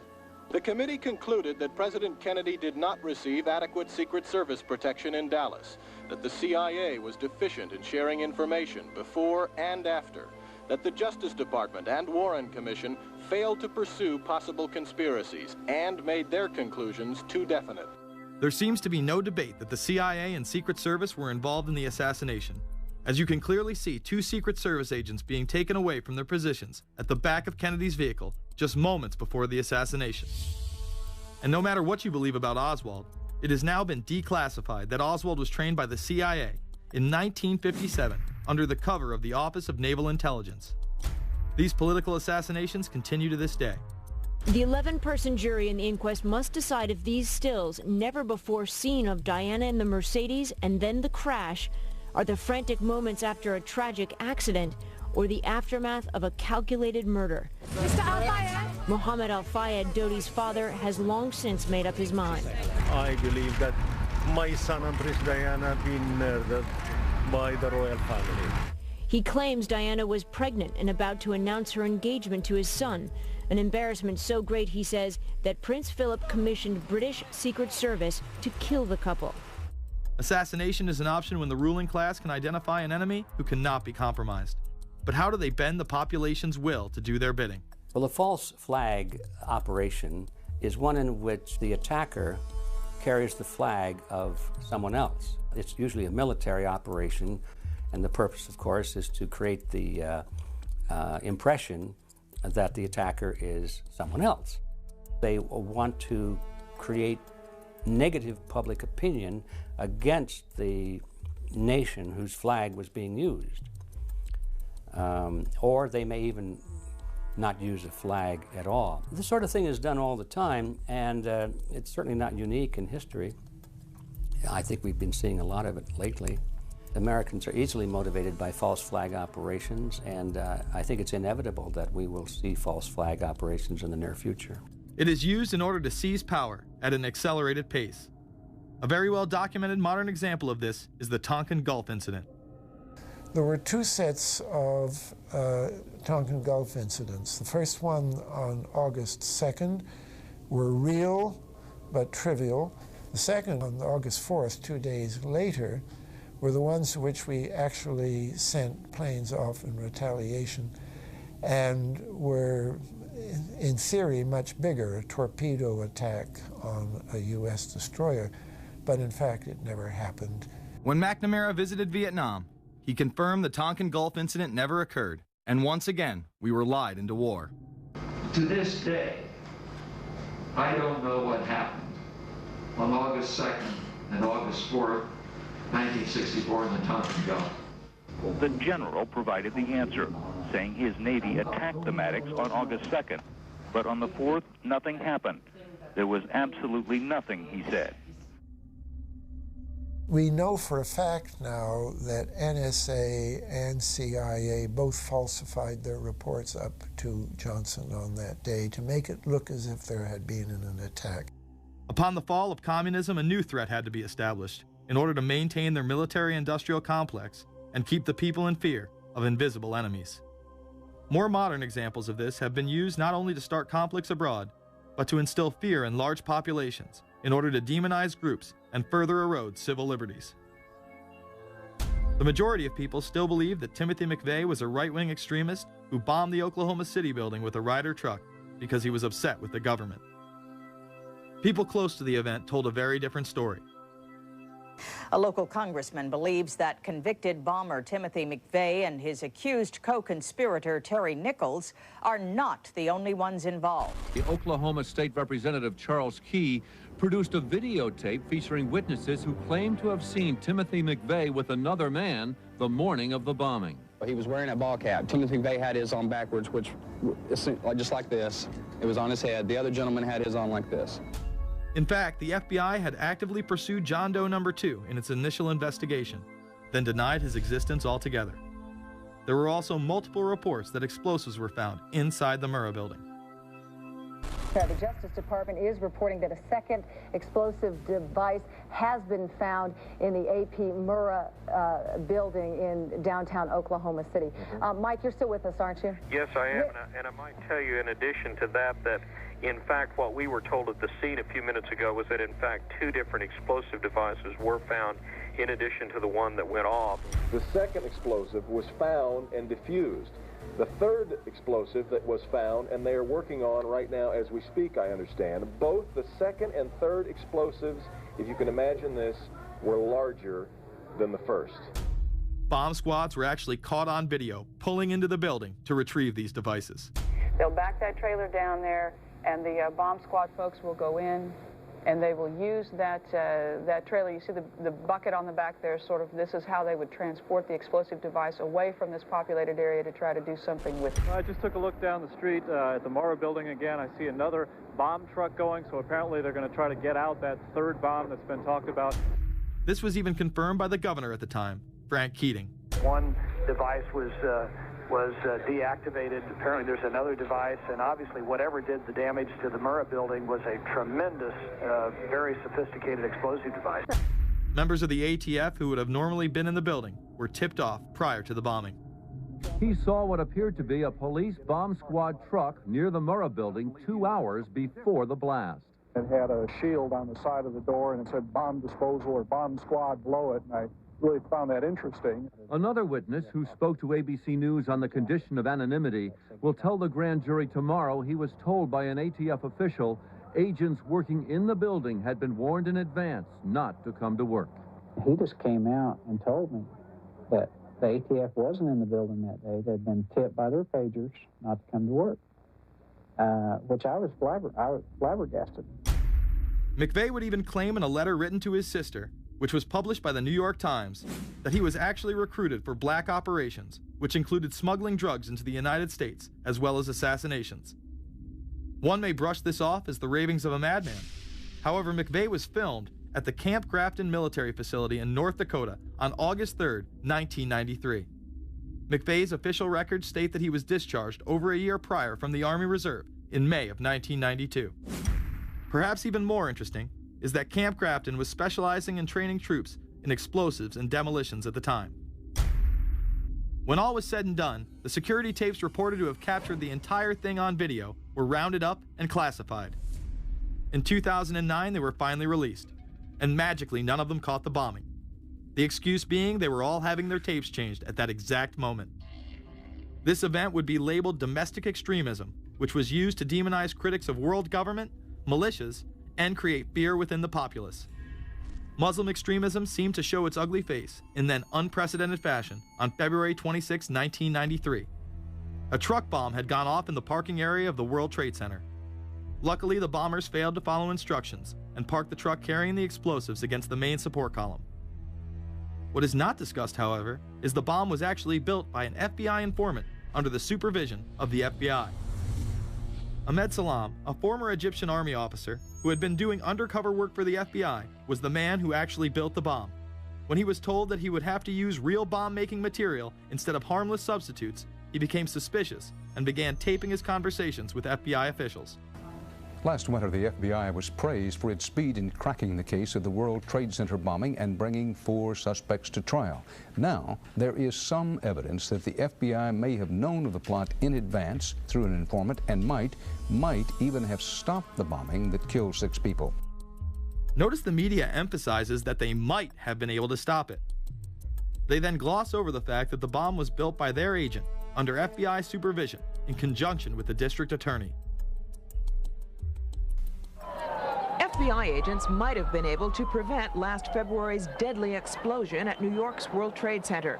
They discussed secretly substituting harmless powder for the explosives, but they didn't, according to the FBI's own informant, Ahmed Salam. Unbeknownst to the FBI at the time, Salam recorded many of his conversations with his handlers. The actual recording where Salam discusses this with his FBI handler, John Antisev, was released years after the trial. You got paid regularly for good information. I mean, the expenses were a little bit out of the ordinary, and it was really questioned. Don't tell Nancy I told you this. Well, I have to tell her, of course. Well, then if you have to, you have to. Yeah, because, I mean, the lady was being honest, and I was being honest, and everything was submitted with a receipt. Yeah. And now it's questionable. It's not questionable. It's like a little out of ordinary. Okay. You know. All right. I don't think it was. If that's what you think, guys, fine.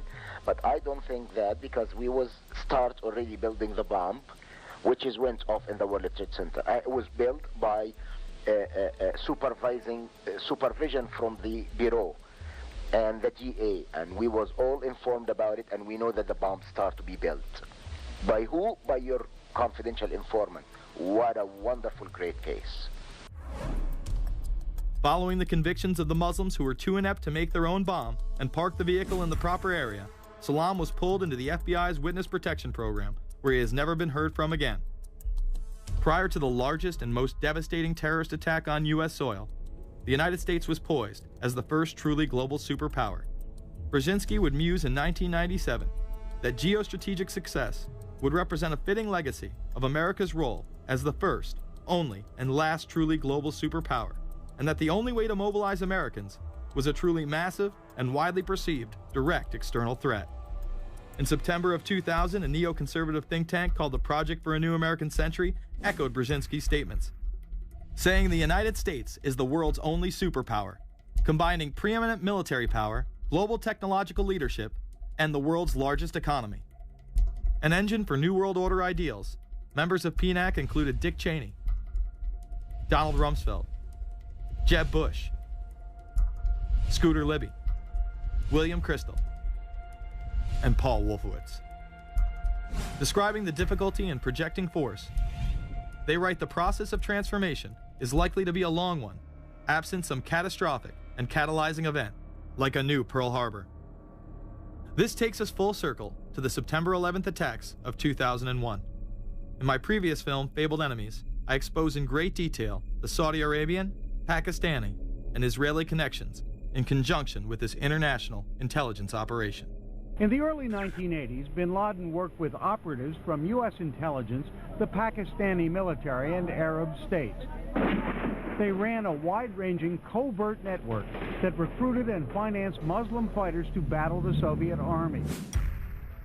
The hijackers that were trained at U.S. military installations and protected by the FBI and CIA.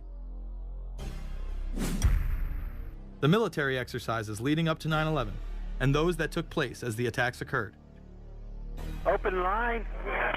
Surveillance, Sergeant Richmond. Sergeant Richmond, Sergeant Light from Cheyenne Mountain Test Control. How are you? I'm doing fine. Okay, I need you to terminate all exercise inputs coming to Cheyenne Mountain at this time. Copy. And stay on loop until I verify that connectivity is disconnected on the exercise side only. Okay, no, do not do any more inputs on the exercise side and stand by. I got Cheyenne Mountain on the line. Terminating all exercise inputs. So, over, in case you didn't know, this exercise. Oh, yeah.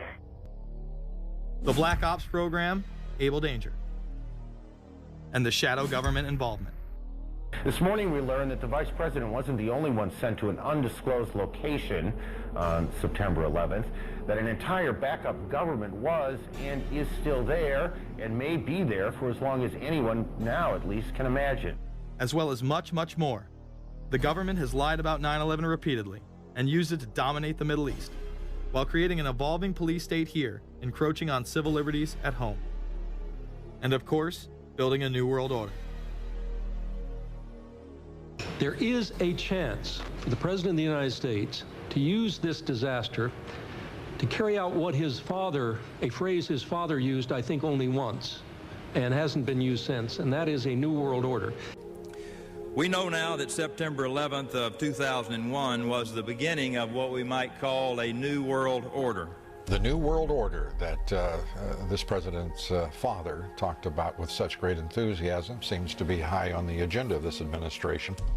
Under the second Bush administration, massive amounts of civil liberties were openly and brazenly taken away following 9/11. The passage of the Patriot Acts, the Military Commissions Act, and other horrifying anti-constitutional legislation was enabled by the incredible amount of fear generated by the media, all in the name of keeping us safe here at home. The war itself would create huge profits for the military-industrial complex, and the globalists would seize even more power and control over Middle Eastern resources in what they planned to become a Eurasian Union under their control. Although the establishment claimed to be fighting for our freedom abroad, they were destroying our sovereignty by stealth.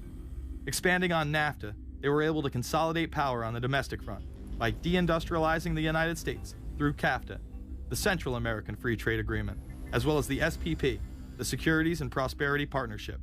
Opponents, however, say the initiative is nothing less than a plan to create a North American Union that would eliminate sovereignty for all three nations. Building on the North American Free Trade Agreement, the NAFTA section of the Commerce Department is busy drafting laws and regulations for a North American Union, a union of Canada, America, and Mexico.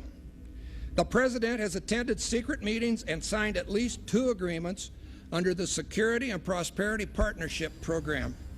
The stated goal established by Presidents Bush, Fox, and Prime Minister Paul Martin is integration by 2010. It's a plan from the business elites, the political elites, that will cost more American jobs, cost American sovereignty, but it would fulfill the President's father's vision. Now, former United States Trade Ambassador Robert Zoellick is talking about it again with renewed vigor. This time, a new world order with business at the helm of trade and economic policy. It's an agenda that goes hand in hand with the United States, Mexico, and Canada, working quietly and behind the scenes to promote a common market with common deregulation for the benefit of multinational corporations. It's remarkable to me, the arrogance, the idea of just simply throwing away the nation's sovereignty, but they're trying to do so in so many ways. People better understand that they mean exactly what they're saying. It's a new world order they're trying to create. Dobbs, the only mainstream anchor to expose the New World Order, resigned shortly after bullets were fired into his home. The elite do not plan on waiting around for these unions to be formed before implementing the next step in global government. Through the vast global economic crisis of the last few years, they have been able to devalue the dollar and undermine it as the world's reserve currency. They have allowed the Federal Reserve and IMF to consolidate power by taking control of the Securities and Exchange Commission, as well as issuing a global currency instead of the dollar, disguised as a special drawing rights unit. This aspect of the New World Order was announced at the G20 in April of 2009. There is a big thing that's going to happen in London at this G20, and then they're hiding it, they're camouflaging it, they're not talking about it. Coordination of international regulation.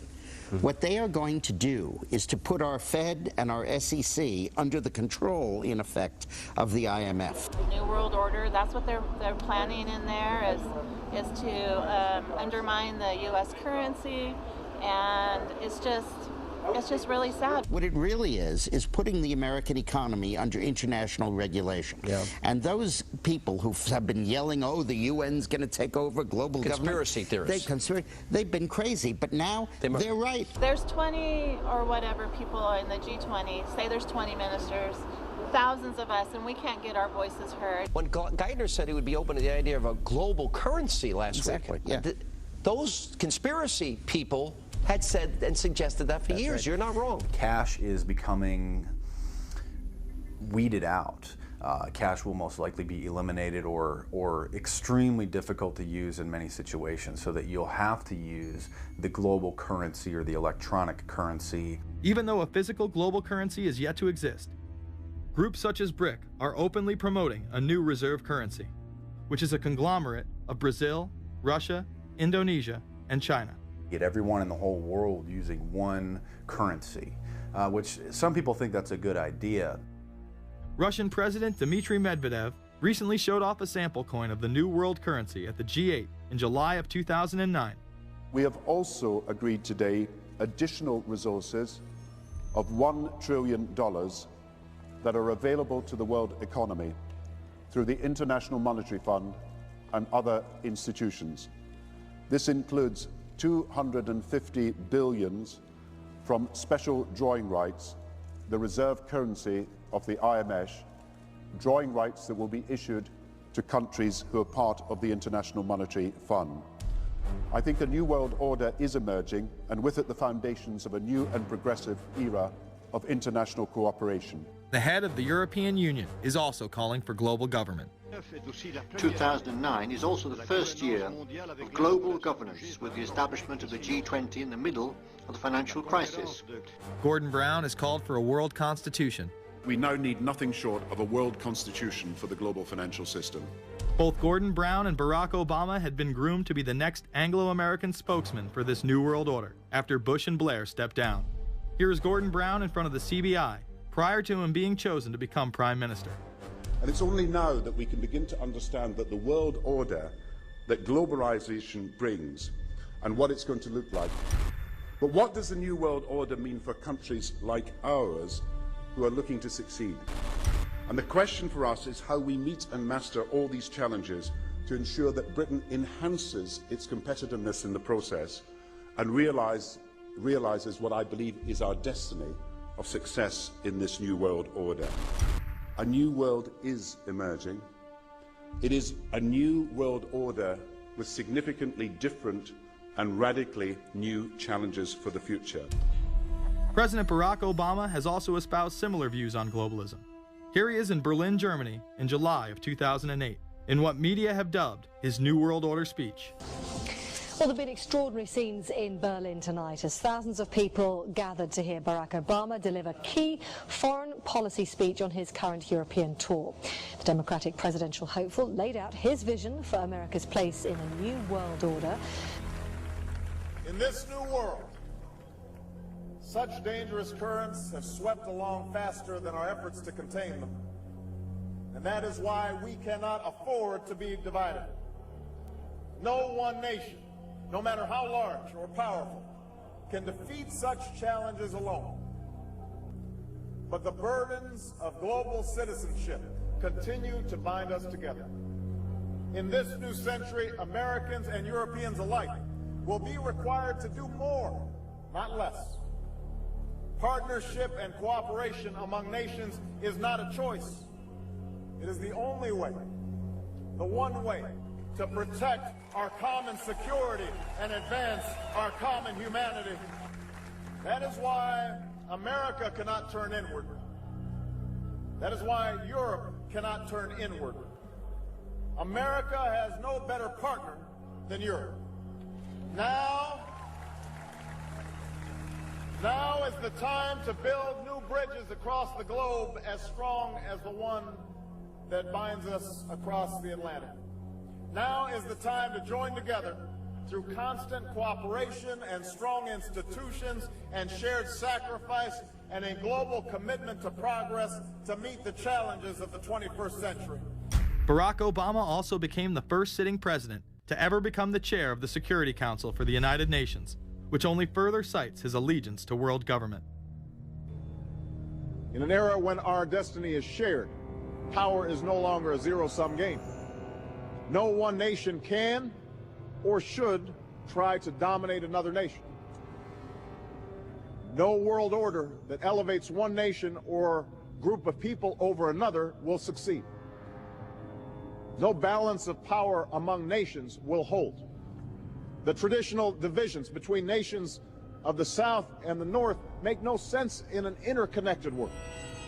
I think his task will be to develop an overall strategy for America in this period when really a new world order can be created. It's a great opportunity. The globalists, who know that Obama is going to promote their plan, want to make him such a superhero that nobody will question what he's doing. He is very much a product of the system that he is now technically in charge of. Obama alone, or the Democrat Party alone, is not responsible for his massive rock star status. It's been done by the media. This establishes that Obama is an unapologetic globalist who holds no one nation above another, despite its policies. Perhaps we should move towards a society more like China if that's the case. After all, on the 60th anniversary of the communist Mao regime takeover, the Empire State Building, once a proud symbol of the United States, was lit in the colors of the Communist Party halfway across the world. In fact, following the United Nations Copenhagen Conference in December of 2009, the Washington Post ran the headline, "Copenhagen Climate Deal Shows New World Order May Be Led by US, China." The Copenhagen Conference was disguised as a summit that would save the planet from man-made global warming by cutting carbon emissions. When taking a look at the almost 200-page document that was being proposed, it becomes evident that this was yet another attempt to establish global government and set up a global tax. In Section 38, it states, "The scheme for the new institutional arrangement under the Convention will be based on three basic pillars: government, facilitative mechanism, and financial mechanism." In Section 47, subsection F, it discusses cap-and-trade schemes and carbon taxes and the use of new and existing flexible carbon market mechanisms. These cap-and-trade schemes were just that, a scheme to further transfer the wealth from the poor to the ultra-rich. One of the ways it will drive the change is through global governance and global agreements. The fact that our president even attended should be considered treason. Just weeks before the conference, ClimateGate hit the media. Secret emails confirm that many of the United Nations lead scientists had engaged in fraud in order to promote the idea that man-made global warming was occurring and that carbon dioxide was a toxic gas.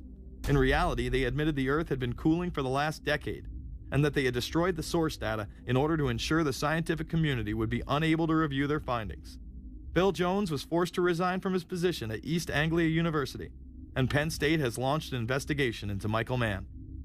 Because of the scandal, many countries refused to sign the agreement, and instead only 25 heads of state, including rock star President and Savior Barack Obama, signed a much shorter and broader accord. The document states that a high-level panel will be created, and that parties will be subject to domestic auditing, supervision, and assessment. The climate conference in Copenhagen is another step towards the global management of our planet. The idea that carbon dioxide, the life force for plants here on Earth, is a toxic gas and should be taxed is laughable. There have been numerous periods of time in which the Earth has had vastly more carbon in the atmosphere than present day.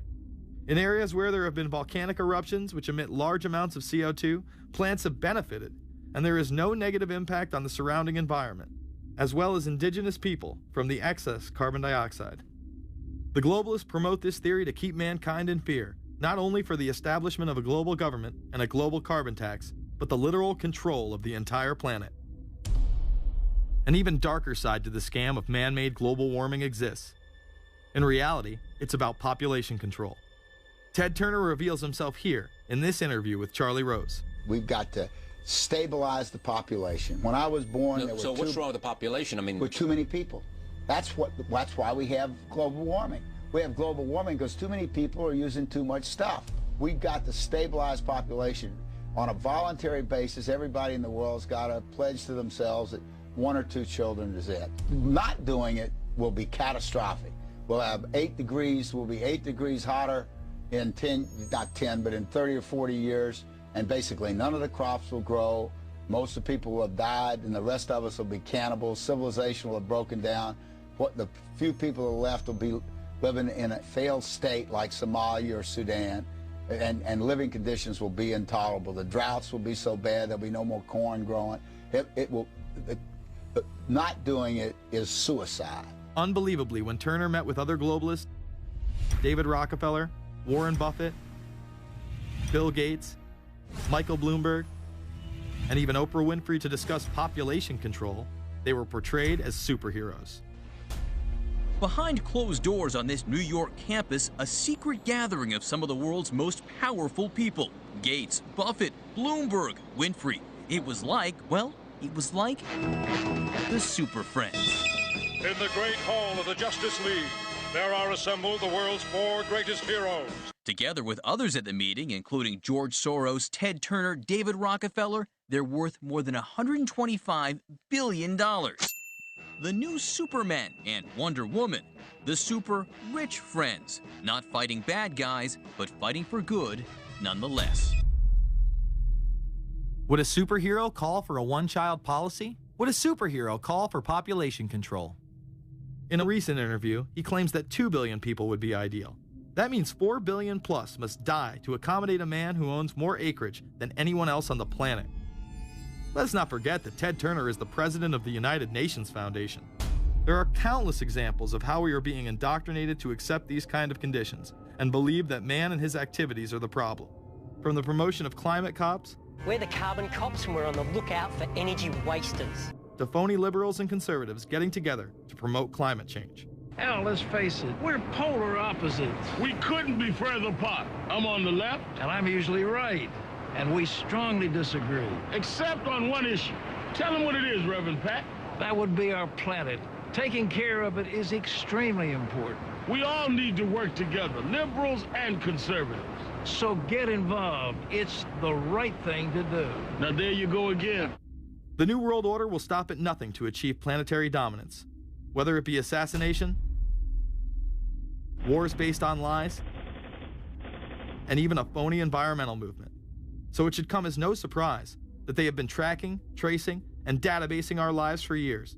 Many people are aware that the Bush administration engaged in warrantless wiretaps on American citizens. What they don't understand is that it's come out in court that all the major telecommunications companies have been secretly storing every piece of data received from our phones and our computers and handing them over to the National Security Agency. You heard about the government secretly listening in on phone conversations without a warrant, but there is evidence that your email is also being tapped. The government has been intercepting most emails as part of its terrorist surveillance program. That program has been criticized as illegal because it's missing an important ingredient: search warrants. Several years ago, Klein says he came to suspect that AT&T had installed secret computer gear designed to spy on internet traffic at the request of the National Security Agency. This is just a small part of the picture, as AT&T was not the only company involved and emails were not the only issue. The NSA was installing Norris Insight systems, which are capable of monitoring billions of bits of internet traffic per second. It was also able to monitor any calls trafficked through its system, all websites visited, all instant messaging, and separate types of transaction records. The secret room at AT&T contains gear which enables the government to look at every individual message on the internet and analyze exactly what people are doing. Here's another document. It mentions a company called Norris. Norris makes computer software that can swallow and analyze 10 gigabytes of information every second. That means it could go through all the information in all the books in the Library of Congress in a little over 15 minutes. The documents Klein and others were able to produce were then censored by the NSA. Bankston isn't allowed to talk about the documents in detail. The government has since had them sealed, but he says what is in there boggles the mind. We are talking about a substantial portion of all the communications traffic in the United States. The policies have been shielded by the Obama administration and continue to this day. Attorney General Holder has publicly stated lawsuits be thrown out of court, And after several attempts, Klein and other cases were thrown out as well, once again citing the national security of what used to be a constitutional republic, not a massive corrupt slave state. Living in the New World Order, when it's close to completion, for the average citizen, for people like you and me, is going to be essentially slavery. We're never going to be able to get ahead. We're never going to be able to amass enough wealth, essentially to retire or to do what we want to do in life. We're going to constantly be working for the man. They're creating essentially a two-class system. So it's going to be an inner ruling elite and then everyone else. And I got news for you. You're everyone else. The New World Order that is currently being built revolves around creating a global technopoly ruled by the elite, in which they dominate and control a severely reduced populace, which they treat as their pets. In the New World Order, the people are the enemy. Internal documents released in March of 2009 reveal that the Department of Homeland Security is targeting citizens who discussed the New World Order, people with a Christian identity, or sovereign citizens who argue that the government has gotten away from the intent of the Constitution and are strong states' rights advocates. People who are anti-immigration, stating, extremists will argue that immigrants are taking the jobs of U.S. citizens during times of high unemployment and without paying taxes. People who oppose the Federal Reserve banking system. People who display constitutional party or libertarian material. People who support Ron Paul. And those who have bumper stickers containing anti-government rhetoric. This document is one of literally thousands that make everyone a possible terrorist. This establishes a pattern of demonizing ordinary citizens while giving draconian powers to the state. You are considered guilty until proven innocent. As technology is developed, separate parts of their command and control system are beta tested around the world. Here at home, Boy Scouts are being trained to take on returning veterans and disarm domestic extremists, while national programs such as City Year are training young people to serve the government. I am change. I am fierce. In the United Kingdom, it has been established there are over 4 million CCTV cameras. That is around 1 camera for every 14 citizens. Their purpose is not to solve crime, as it takes 1,000 CCTV cameras to solve just one crime. It is to create a tattletale society in which everyone is under constant surveillance by the state and those around them. The company Internet Eyes is now paying people to log onto the internet and watch CCTV cameras in real time as they turn in criminals for cash. Families deemed by the state to be unfit in England have now been put under 24-hour CCTV supervision in their homes. This program has plans for 20,000 families in England, which is to double in the next 2 years. Your every move in both your home and the outside world is under constant surveillance by a criminal elite who operate above the law. As we are constantly under the microscope, their activities remain in the shadows. Obama extended diplomatic immunity to Interpol with Executive Order 12,425, further empowering criminal behavior within our own government. In the Middle East, endless wars will continue. Under the Obama administration, we have sent tens of thousands of more troops into Afghanistan, all while the same network exposed in the Iran-Contra affair discussed earlier controls the opium trade. It was revealed in October of 2009 that the CIA had been funding puppet Afghani leader Hamid Karzai's warlord brother for the last 8 years. He is the lead opium dealer in the region. It seems the same cartel that was dealing drugs in the 80s and 90s never stopped. After all, how else could the government fund black operation programs across the board? The Karzai regime has whole sections of it which are drug supported, and we can't touch it. We turned Afghanistan into the major supplier of heroin for the world. It happened under CIA supervision. This continues while many of the Taliban are literally on U.S. payrolls. Is there a possibility that we have Taliban employees? The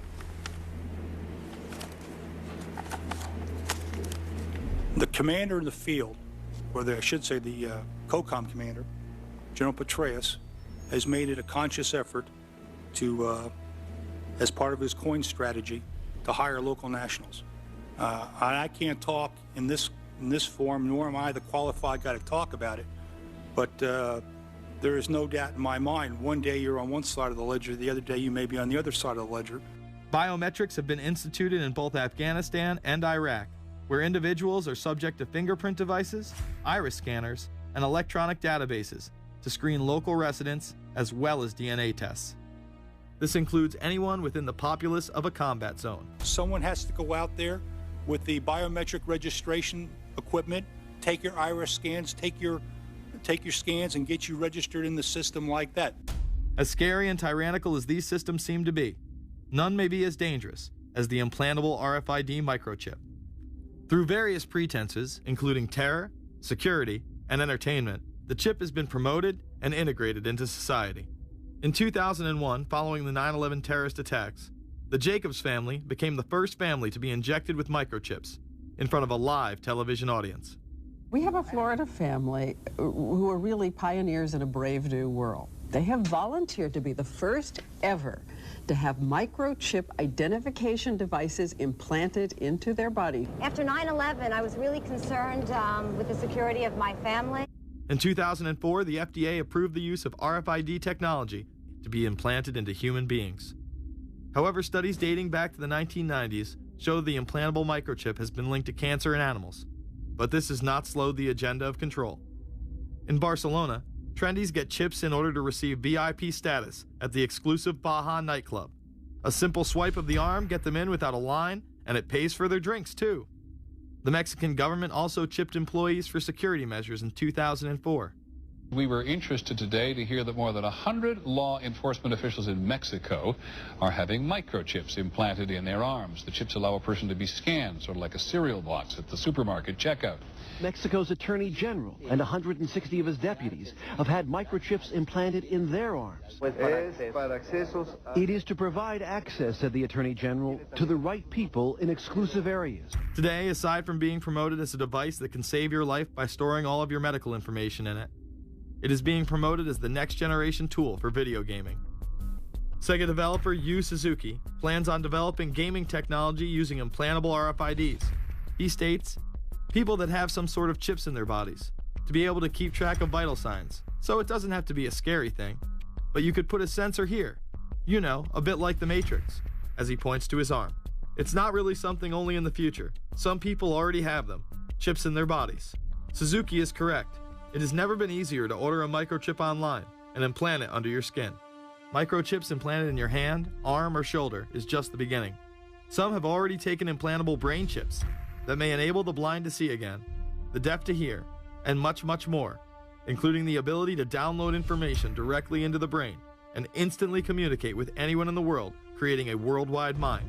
It's very interesting that the way that the New World Order is going is moving towards a system that is identical to that, whether it's going to be an implantable microchip, an RFID, a thumb scan, whether it's going to be some sort of a tattoo. Imagine a planet where every human being is required to be chipped at birth. This would be the final tool implemented in a command and control world government system in which the elite rule the masses with total control of their lives. This is, of course, a terrible predicament for those of us who are convinced that this system is slowly but surely destroying this country and has to be changed. But we can't count on the elected presidents to do it, and we can't count on the elected Congress to do it. We somehow have to mobilize the technological resources of the internet to create some kind of new political force in this country. So is there anything else about the ruling class we should know? Politicians, business leaders, and media figures are often portrayed as pillars of morality while they describe themselves as Christian conservatives. Nothing could be further from the truth. In reality, many of the elite are groomed at a young age to take part in occult rituals. Those who attend Yale are indoctrinated into the Order of Skull and Bones, an elite secret society cloaked as a fraternal order. Yale University is 300 years old this year, and were you to visit its campus, you would see that it still has exotic clubhouses, which look like tombs where Yale's legendary secret societies meet. Their prestige and importance have largely evaporated, but the rituals are still a secret. And so when we heard that some enterprising characters had managed to spy on the famous Skull and Bones Society, we couldn't resist. Skull and Bones, people say it's a fraternity at Yale University, but it's really a postgraduate organization. So it was founded in 1832, and it's not like a normal fraternity. People don't pledge. These people choose who they want to come. So they do the recruiting. They recruit 15 people every year people who they see are going to be powerful people in the future. So they're recruited when they're a junior in college. A lot of these people come from really wealthy and influential families because they know that this person has the resources to then elevate them to a position of power that can benefit the club. The video shows the neophytes, or initiates, kissing a skull, then performing a mock human sacrifice. Horrific screams caught on tape include chants of, "The devil equals death, death equals the devil." True. Famous alums include Senators John Kerry and John Chafee, to name two, cabinet secretaries such as Averell Harriman, and 3 presidents, William Taft, George Bush, and George W. Bush, who's been reluctant to talk about Skull and Bones. Does it still exist? The thing is so secret that I'm not even sure it still exists. Former Skull and Bones members and current members have been presidents, heads of the CIA, senators, heads of business. I mean, huge, huge corporations. These people have the network that brings them to such a position of power that most people could only dream of. Bush would run against his fellow bonesman and distant cousin John Kerry in 2004. You both were members of Skull and Bones, a secret society at Yale. What does that tell us? Not much, because it's a secret. Is there a secret handshake? Is there a secret code? I wish there were something secret I could manifest. 322, a secret number? There are all kinds of secrets, Tim. You were both in Skull and Bones, the secret society. It's so secret we can't talk about it. What does that mean for America? The conspiracy theorists are going to go wild. I'm sure they are. I don't know. I haven't seen the web. Number 322? This is an elaborate, occult, ritualistic entry into this group that they are now a member of for life. This culture of death and the occult continues long after college. Later on in life, these pagan rituals carry on in the redwoods of Sonoma, California. And what is the Bohemian Grove? Well, it's a kind of summer camp for the powerful, an all-male gathering in great secrecy. This group was formed in the late 1800s by artists, industrialists, and politicians. Bohemian attendees worship the owl as their deity. The Aztecs, Mayans, and other natives of Mesoamerica considered the owl a symbol of destruction and death. This is why the opening ritual for the club is the cremation of care. During the ritual, the effigy of a baby is rowed across the water by the Grim Reaper and given to a high priest, who then tosses it on a fiery sacrificial altar of a 40-foot owl god. It is an earth-based ritual in which care is burned away. The conscience is symbolically cast aside so that they may ignore the pain they have inflicted on others for the advancement of their own agendas. With this ceremony called the cremation of care, that begins the 2-week encampment where the body of dull care, symbolizing woes and concerns, is burned on an altar in front of a big owl statue. When that ceremony ends, they all start to cheer and yell. You have to ask yourself why it is that somebody would want to do that, let alone these elite people. And if you look at the elite throughout history, many of the people that achieve pinnacles of power are into the occult. They seek a supernatural way to gain power. Why are Christian conservatives such as the Bushes and Newt Gingrich attending the Grove? And I recognize I'm not going to be invited to Renaissance Weekend or that Bohemian deal where Newt, Rush, and Dick all sit in a teepee naked beating on tom-toms. Why does the media barely mention the Grove? Because many of them are in attendance. Late political cartoonist Phil Frank of the San Francisco Chronicle draws a reporter thinking about his loyalties to Bohemian Grove as he takes notes for a story. Stories about what happens in these redwoods are hard to come by. A campground statue reminds Bohemians to keep their mouths shut about the Grove. Many world events have been shaped at the Grove, including the creation of the atomic bomb. Discussions at the Grove in the 1930s helped lead to the development of nuclear power and the atomic bomb. Every Republican president since Calvin Coolidge has been a member, as well as many Democrats, including Jimmy Carter. If you look at the membership lists of the Bohemian Grove and the Council on Foreign Relations, the Bilderberg Group, a lot of the key level people are overlapping and are involved in numerous groups. In addition to pagan rituals that take place there, this all-male club also deals with darker themes. Through the plays Montezuma, which feature Aztec human sacrifice, and Faust, which feature Mephisto. Some of these plays are disturbingly flamboyant. Many of the elitists have a penchant for cross-dressing and singing show tunes. Perhaps that is why much of the all-male staff also happen to be homosexuals. Well, each year, many of them seem to have a stunt or try to come up with a stunt. Last year, in 1980, the popular button was Free the Fortune 500. Bohemian Grove that I attend one time at a time. It is the most faggot goddamn thing you will ever imagine. In 2004, the New York Post reported that gay porn star Chad Savage would be servicing moguls at the Bohemian Grove.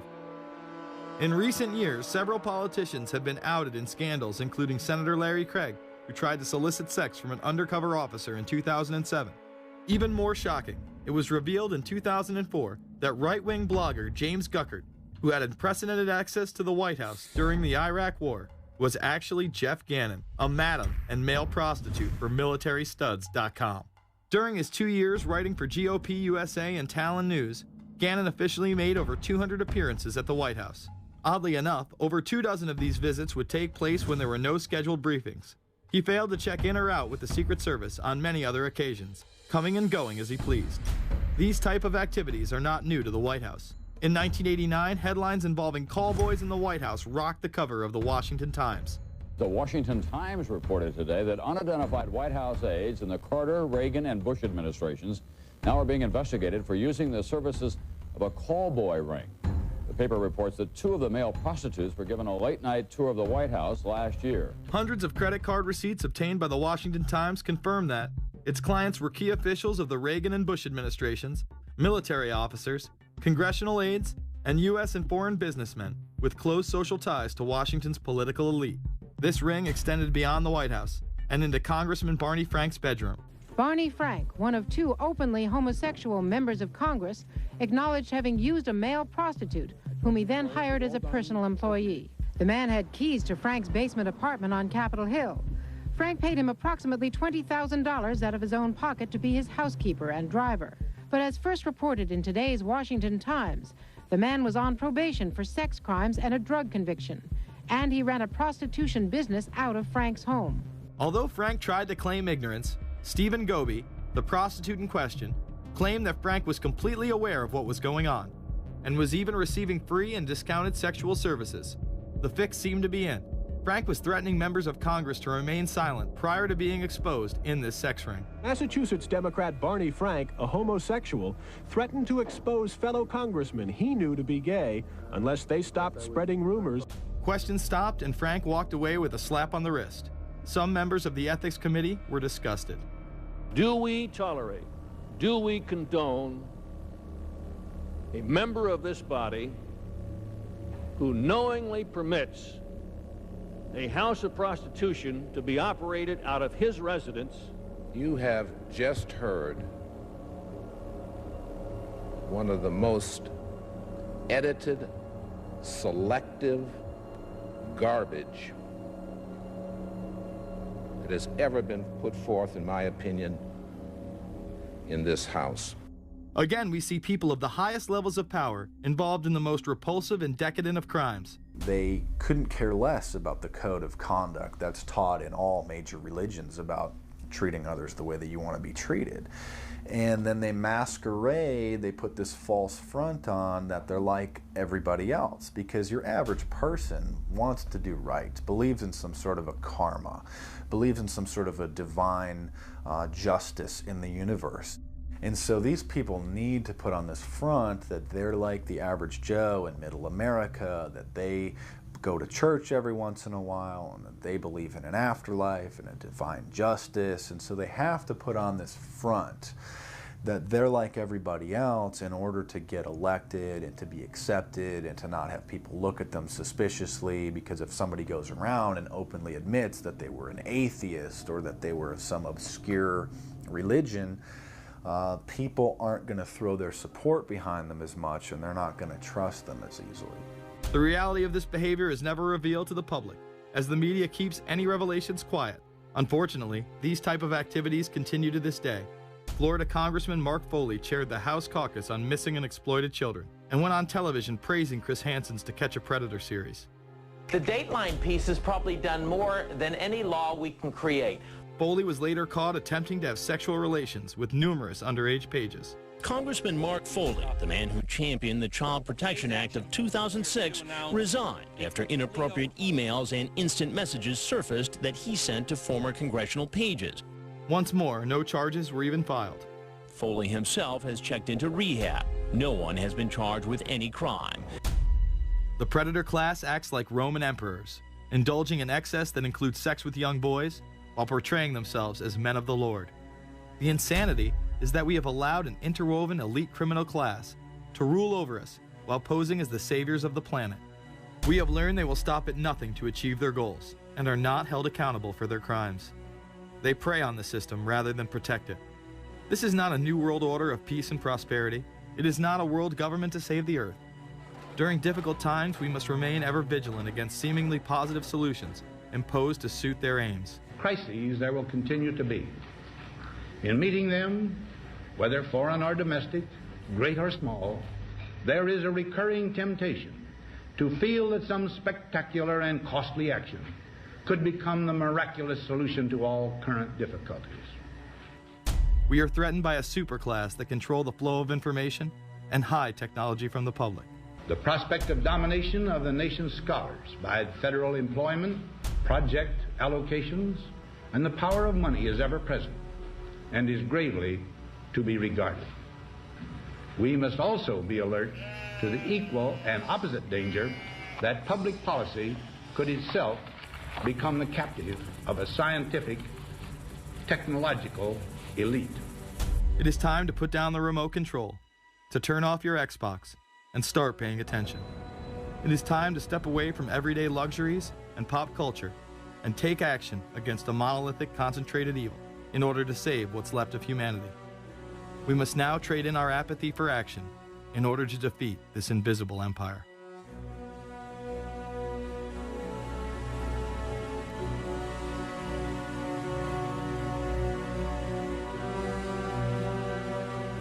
How set up are we to deal with this New World Order? I think we're going to hear a lot about that today. Let's take the New World Order. It's an interesting phrase. I've been thinking a little bit about the structure of the world, right? The New World Order, as everybody says. The peace could yield to the pernicious New World Order. The New World Order. The New World Order. The New World Order. The New World Order. This New World Order. Stay fixed on your goal of imposing the New World Order. We kept talking about a New World Order. A New World Order. That's what we need now. A new world order with swing. One war and one victory doth not a new world order make. Conservatives used to believe in the United States of America rather than the United States of the New World Order. The ambition to create a new world order. Whose world order is this? And of course what he called it was the New World Order. Respect for a new world order. We can see a new world coming into view, etc., etc. That's the core of the New World Order that we want to try to build. It's the sole superpower, New World Order. New World Order. A new world order. To a new world order of peace. Let's say a new world order, for want of a better term. Entities of the new world order. The whole concept of New World Order is something else. It really says that the state is God. The state will play a bigger role in the economy. New order. What Wilson wanted was a new world order, not just a new world order. In order to compete in the New World Order. Compete in this new world order. This is the third leg of the New World Order. We had the World Bank, we had the IMF, and now we had the World Trade Organization. A rigid New World Order. This hoped-for new world order. Constructing a new world order in the new world order of the 21st century. The new world order we're going to put in place in this new world order. In this new world order. The patriots in this country are not going to see their rights diminished in order to create a new world order. That President Bush has described as a new world order, which I share that, we all share that same desire. A new world order is surely in the making here. Are we ready for the new world order? It's a timely and often controversial question. You don't hear a politician speak the way you do in America. It's about the future of Europe and a new world order. Mr. President, thank you so much, and I hope to have you again, and I hope to see you again.